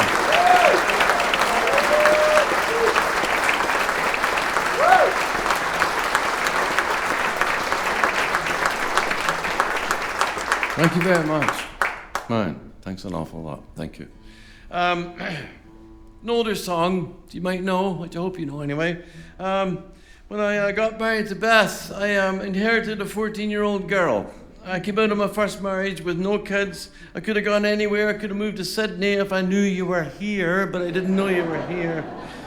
I'm still thinking about it, though I won't lie to you. I really like the idea of living in a town where the average age is 68, because I'll be a senior citizen. Fantastic. So, at any rate, I love this town, man. No word of a lie. I just love the place. So lucky you to be here. At any rate, I got married to Beth, and I came out of my first marriage, as I said, with no kids. So I inherited a 14-year-old girl. And I was fine up until I realized I was inheriting a 14-year-old girl. Because she was just about to come to live with us. And I suddenly realized, because I'm an idiot, I suddenly realized then that at 14 was when I went off the rails completely. I was a lovely boy right up until I was 14. And then some night when I was 14, I fell asleep and I woke up with a demon seed inside me. I was the worst thing that ever happened. My dad was the nicest man on the face of the planet, and I fought with him from breakfast till dinner every single day. He could do nothing right, you know. And so I gave it to him right in the neck for no reason at all. And then I'm thinking to myself, well, I'm getting a 14-year-old girl. I'm gonna get it right in the neck, and I deserve it, you know. So anyway, I was terribly worried about Amy coming to live with us. But I got a real surprise. I got a wonderful kid at 14. She was funny and kind and witty and charming and helpful. Everything you like in a kid at 14, that was Amy for sure. And she helped me with everything. We used to stack wood together, go get wood together, do all this stuff around the place. And she was a wonderful company, great company. And one day we're stacking wood just after she started school. She got into grade 9. She'd been there about 2 weeks. We're stacking wood, and she says to me, David, she says, things are wrong at school. They're wrong. And I said, what's wrong, Amy? I said, you're brilliant. She goes, oh, it's not the lessons, David, it's the boys. The boys don't even look at me. I'm losing my mind. It's like I don't even exist, you know? And I said, Amy, don't worry. I said, I think I got this one sussed out for you. No problem. I said, I was a 14-year-old boy not that long ago. In my mind, I said. I said, but I remember it clear as a bell, and there was a girl that was mad about that year. Her name was Joan McQuaw. I sure hope she's never in an audience sometime, but anyway, her name was Joan McQuaw, and every time she walked by, man, my heart broke like a piece of glass. I never got a word out to her, but I adored her, absolutely adored her. I said, and you're that girl to somebody. There's no question about it. And kids now have a lot more sense and a lot more confidence in it. I said, give it a couple of weeks, that phone's going to ring, and you'll be the most popular girl you'll ever see, I promise you. She goes, you really think so? And I said, oh yeah, I think so, pretty sure. Well, 2 weeks to the day, something I said actually came true. So I'm telling you now still, as a matter of fact. And phone rang, I picked it up. I hear this in the phone, no word of a lie. Hello, Mr. Francey. is Amy home? And I said, are you a 14-year-old boy?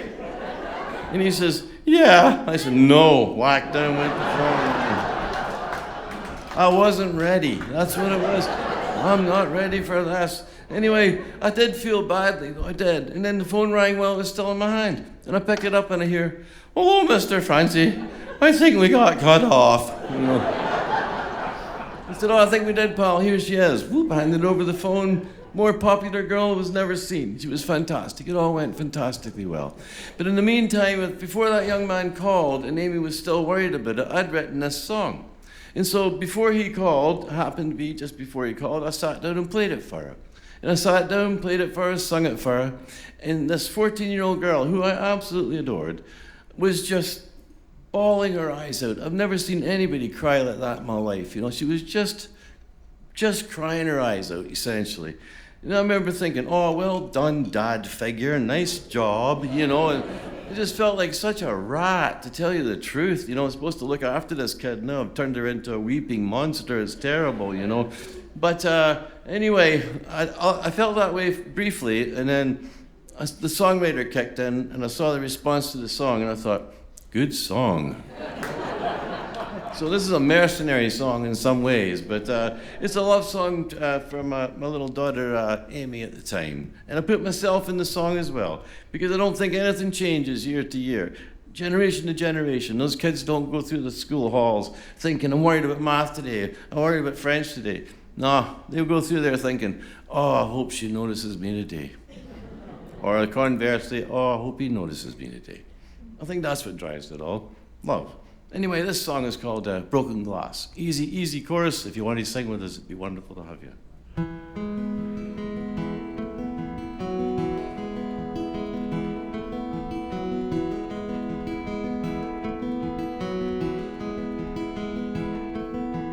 Saw you standing in the cafeteria line, and I'd given the world just to make you mine.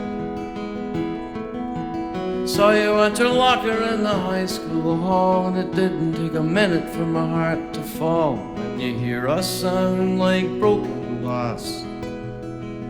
That's my heart every time that girl walks past. And when you hear us sound like the rush of wind, just me catching my breath again.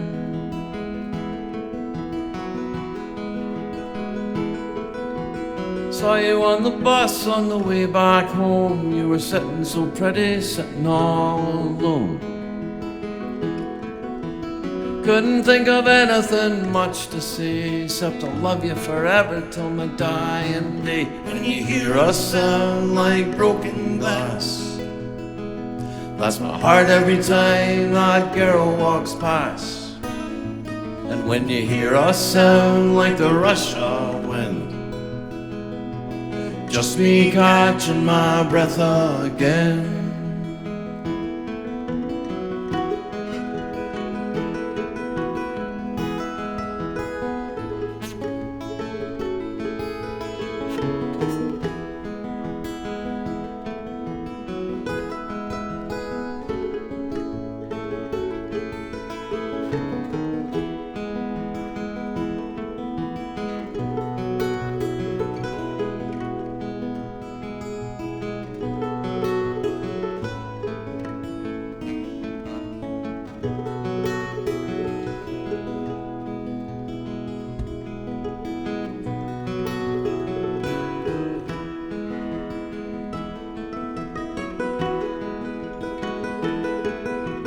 Seeing it now makes me think of then. I remember how and I remember when.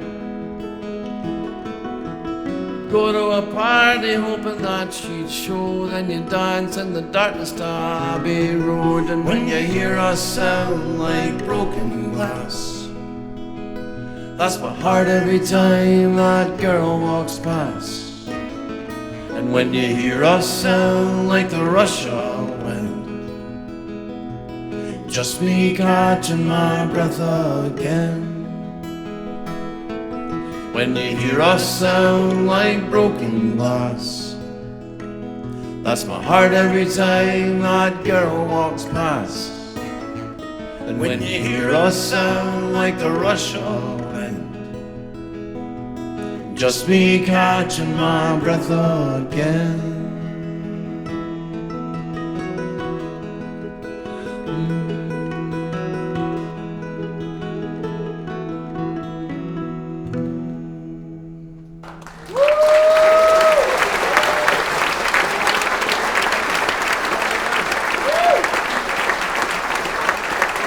Thank you. Thanks very much. Thank you. We're just going to invite back up onto the stage our wonderful companion on this trip, Miss Terra Spencer. Please invite her back.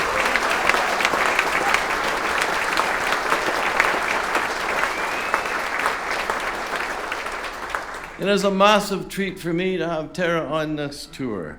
It's a massive treat for me to have one of my greatest musical friends in the audience tonight. We toured Canada and the States and everywhere else for years and years and years. He's just an absolutely wonderful musician and a great friend of mine. Mr. Jeff Summers is in the crowd tonight.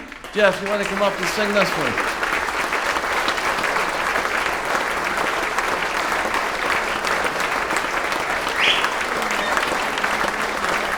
Where you at?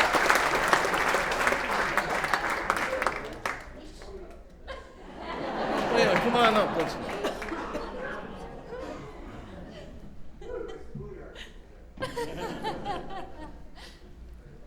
If you just stand in the front and do an interpretive dance, this is going to be... Hi, Jeffrey. Great to see you, Mike. Good to see you, pal. How about you guys sharing that, Mike? Yeah. Okay, great. That's wonderful. This song sort of came about because of Beth. She didn't write it, but she did give me the kind of idea for it, to tell you the truth. I used to work in high-rise construction. I worked in high-rise construction for a long time, and I worked on it when I met Beth as well. And so that week we did cement. All I did was just fill wheelbarrows full of cement and wheel them places and dump it and go get some more. It was uninspiring, but it paid the bills, and it also exhausted me. So I got to Beth's little house in the woods, and all I wanted to do was sit in that porch and look at her, to tell you the truth, and other stuff, but mostly that. And I was very, very happy with just that. And she says to me, and I'm exhausted, you got to remember, I've just had a whole week of absolutely bone-crushing work. And I was on the front porch having a smoke, and looking at her, and I was just looking at her with complete love and adoration, and she was looking at me with, disapproval and some adoration, for sure, but the smokes were getting to her. But at any rate, she says to me, David, I found this place, and you really need to see it. It's just across those fields over there. It's about maybe 2 or 3 miles. And I was just thinking, oh, no. But what did I say? I said, oh, yeah. Oh, 2 or 3 miles across the field. Oh, great idea. Let's go for a walk. Let's go now. So there we are on the road at first, and then the laneway. The laneway's good, and then the pathway. Pathway's pretty good. All of a sudden, there's not much even of a pathway. We're going over fields and into copses of trees, over fields into copses of trees. We finally get into the back country. And back there is everything in this song. I don't know what's holding that barn up. There's a big red barn held up with dust. I'm absolutely sure of it. In front of that big barn, there was this Massey Harris tractor. Not even a Massey Ferguson tractor, a Massey Harris tractor. Oh, sheened with rust and springing wires. But it looked for all the world that you could put those wires back and that thing would drive away. But there it was, parked. And the house itself was starting to cave in, the roof was gone, starting to cave in, I should say, and it was wouldn't be up there for very much longer. But it was an amazing scene to look at. But the poignant part for me, and what got me the most, was these people, when they built this place, were so back in the hinterlands, they're never getting a visitor. None. No one's coming to see you. But you know what they did? They built this picket fence around the garden, you know. It just killed me. That was what really got me the most. And so on the way home that day, I wrote this song called Torn Screen Door. Yeah. So with Terra Spencer, Jess Wedden, Mr. Jeff Summers, and Mr. Chris Murphy. We'll do that one for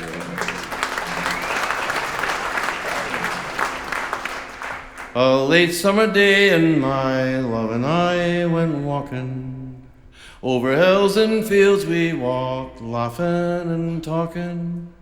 Came across an old farmhouse standing broken and bare. It used to be someone's home, now no one lives there. And there's a red barn standing held together with nails and dust, and a tired old Massey Harris, all wires and rust, and weeds overgrown and a garden sown with care. It used to be someone's home, now no one lives there. And through the crack in the window pane, I hear the sound of the falling rain. Another farm being left run down, another family moved into town.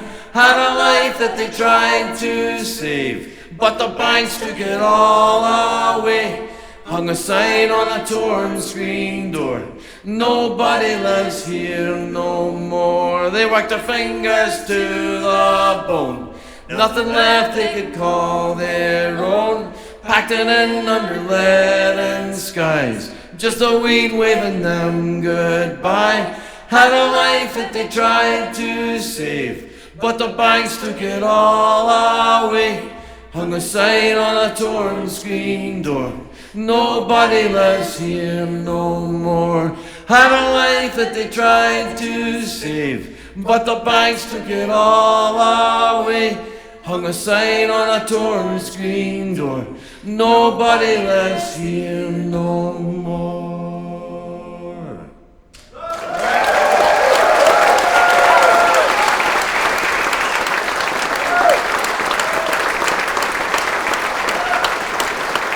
Jeff Summers.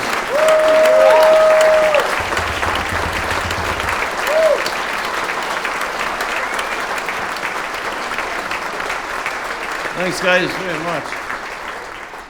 Oh, boy. That's great stuff. Well, you win. You get Jeff out here. That's nice, man. That's for sure. Many thanks to the Mary Winspear Theatre for having us out here. Oliver and Sarah for helping us actually play the place, and for I just want to get the names right. Paul on the monitors and Jesse on the sound. I think they did a fantastic job tonight. Absolutely fantastic.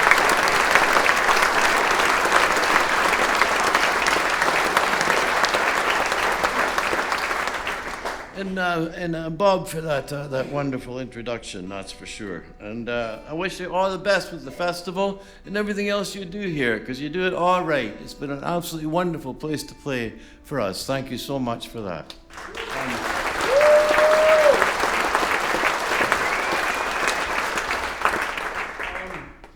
We'll leave you with this one then. And we'll tell you this is the last song. Of course, it's not the last song if you don't want it to be. But there might be a hockey game on, in which case, split for sure. But if you want another song, you just keep clapping after this one's done. We look like we go over there. We'll stand over there for, a couple of seconds, and then we'll come racing back out and do you another song. Is that all right? I love a plan. I love having a plan. It's fantastic. All right, we'll leave you with this one then. This is off the new record as well. My mother was nobody's fool. You know, I love my ma to the death. I just thought she was the best, man. And she wasn't an educated woman, but she was sharp as a tack. And she used to watch U.S. politics. Oh, a lot. She just ate that stuff up. And she could find the arseholes like that, you know. It was amazing. She was just a great decipher of human frailties, let's put it that way. But at any rate, she would look at all that stuff going on right now, and she'd have said, no rest for the wicked, no rest for the wicked. Because she used to say that to me. I'd be sitting there doing nothing, and she'd slap me in the back of the head and say that, you know. Bang, no rest for the wicked, David. And away she'd go. Thanks, Ma. Yeah. But at any rate, she'd have had all these guys sussed right out, for sure, especially that big orange one. She'd have him. Yeah, she'd be scraping him off his shoes, that's for sure. But anyway, I can't be too hard on the old Donald, because we do have two things in common. To be truthful, we have two things in common. The first thing we have in common is Diet Coke. I love Diet Coke. I could drink Diet Coke for breakfast all day and still go to sleep with Diet Coke. I just love it completely, as does Donald. And the second thing we have in common is neither one of us is fit to be president of the United States. None of us, man.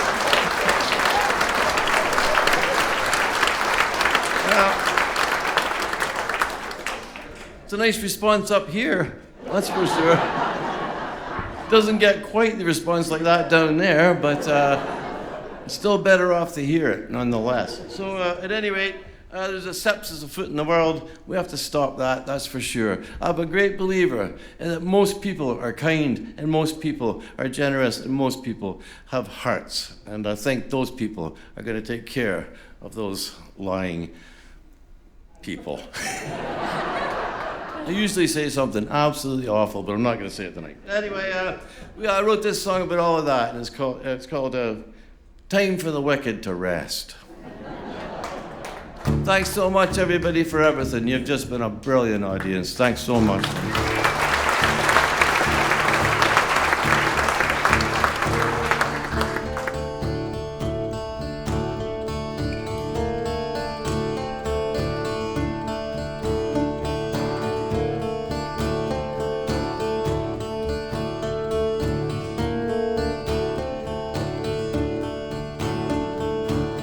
Too many lies, too many years. Too much hatred, too much fear. Too much avarice, too much greed to ever satisfy the need. Too twisted up, too deep inside, with everything they've had to hide. Too many lies, too often told. They must be tired to the bone. Oh, it's time for the wicked to rest. Oh, it's time for the wicked to rest. Sooner or later, sooner the better would be best. Time for the wicked to rest.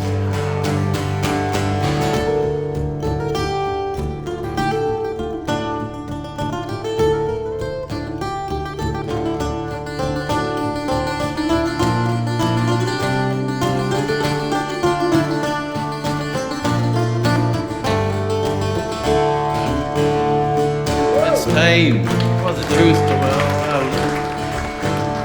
Oh, it's time for the truth to well out.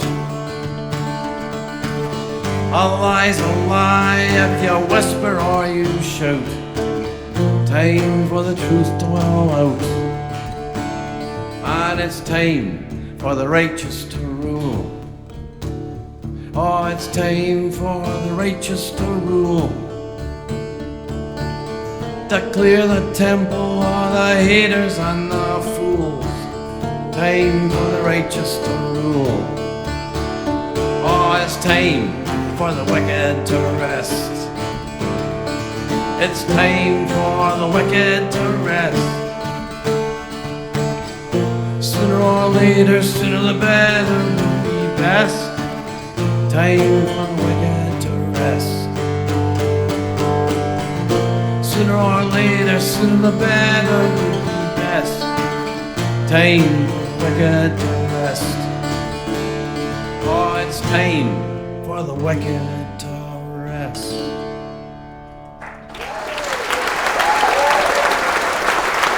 Thanks very much, everybody. Terra Spencer. Jess Wedden. Chris Murphy, Jeff Summers, and David Francey. Thanks for everything. Okay.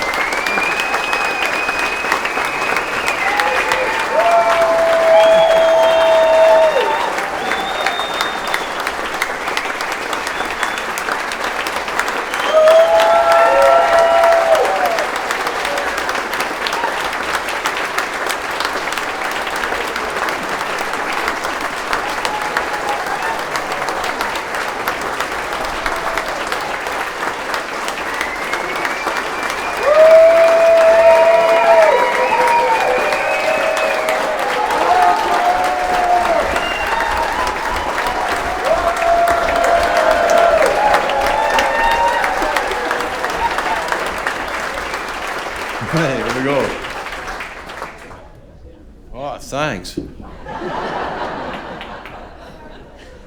No homes to go to. We're in the coolest hotel in town, I'll tell you right now. What's it called? The Waterfront Inn. Massive fan of that, that's for sure. Anyway, pardon? Oh, I see. Well, it's been so rainy. I'm not going to play that one today, as a matter of fact. But I'm going to play a happy song because we didn't do any in that second set, not one. So we have to do a happy song now. It's mandatory, or I won't get paid. Simple as that. It's a song about the coming of spring. Who doesn't love the coming of spring, boy? I'm telling you. Yep. I was ready the 2nd November hit. I was like, let's just skip it all the way to April. April's great. Let's go for April. Anyway, the big signs around our place are the red-winged blackbirds come back. They're great. They're great. They're here already. Well, isn't that nice for you? They're at home already, but they're up to here in snow. That's what's happening, right? No, they all go to Georgia, and then they all show up, just before the snow's all gone, and they start cleaning out the feeders every hour on the hour. I have spent thousands of dollars on black oil sunflower seeds. I'm not regretful, but anyway, I love the birds. They really are kind of I had a terrible time. I was I left that downtown Toronto job. I was down in the hinterlands of Quebec. The first 2 years were fantastic. We were never a day off in the whole year. The third year, it all just fell apart. And so I was on unemployment for the longest time. Very miserable out in the country with nothing to do.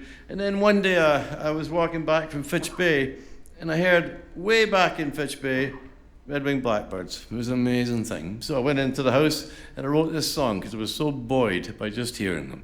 So help us out with the chorus. It'd be great to have you. I can't thank you enough for your response to all of us tonight, especially to Terra, because I just adore her. So.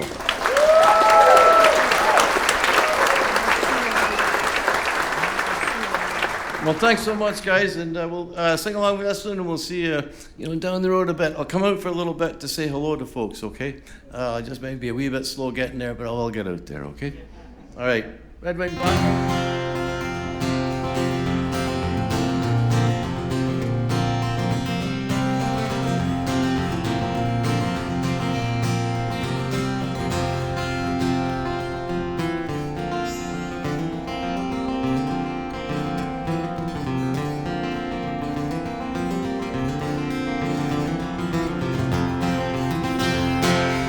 Thought I heard a red-winged blackbird down my road. Thought I heard a red-winged blackbird down my road. He'll be there beside the river, winter finally breaks. He'll be king among the rushes, he'll be master of his home. Thought I heard a red-winged blackbird down my road. Thought I heard a red-winged blackbird down my road. Safe as Moses in the rushes builds his home on the river wide. Every time I hear him singing makes me feel like spring inside. Thought I heard a red-winged blackbird down my road. Thought I heard a red-winged blackbird down my road.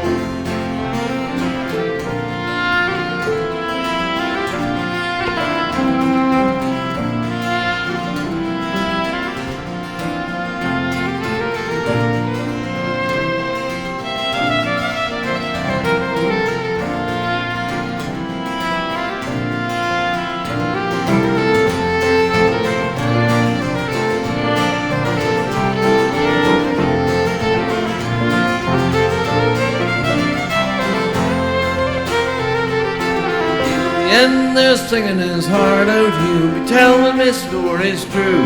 Where he went to winter last year, how he's going back there too. Thought I heard a red-winged blackbird down my road. Thought I heard a red-winged blackbird down my road.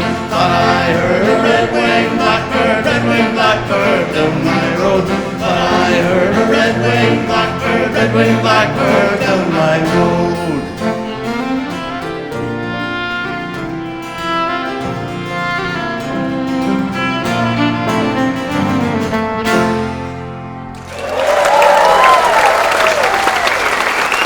very much, everybody. Sarah Spencer, Jess Wedden, Chris Martin, and David Francey. Thanks very much. See you next time through.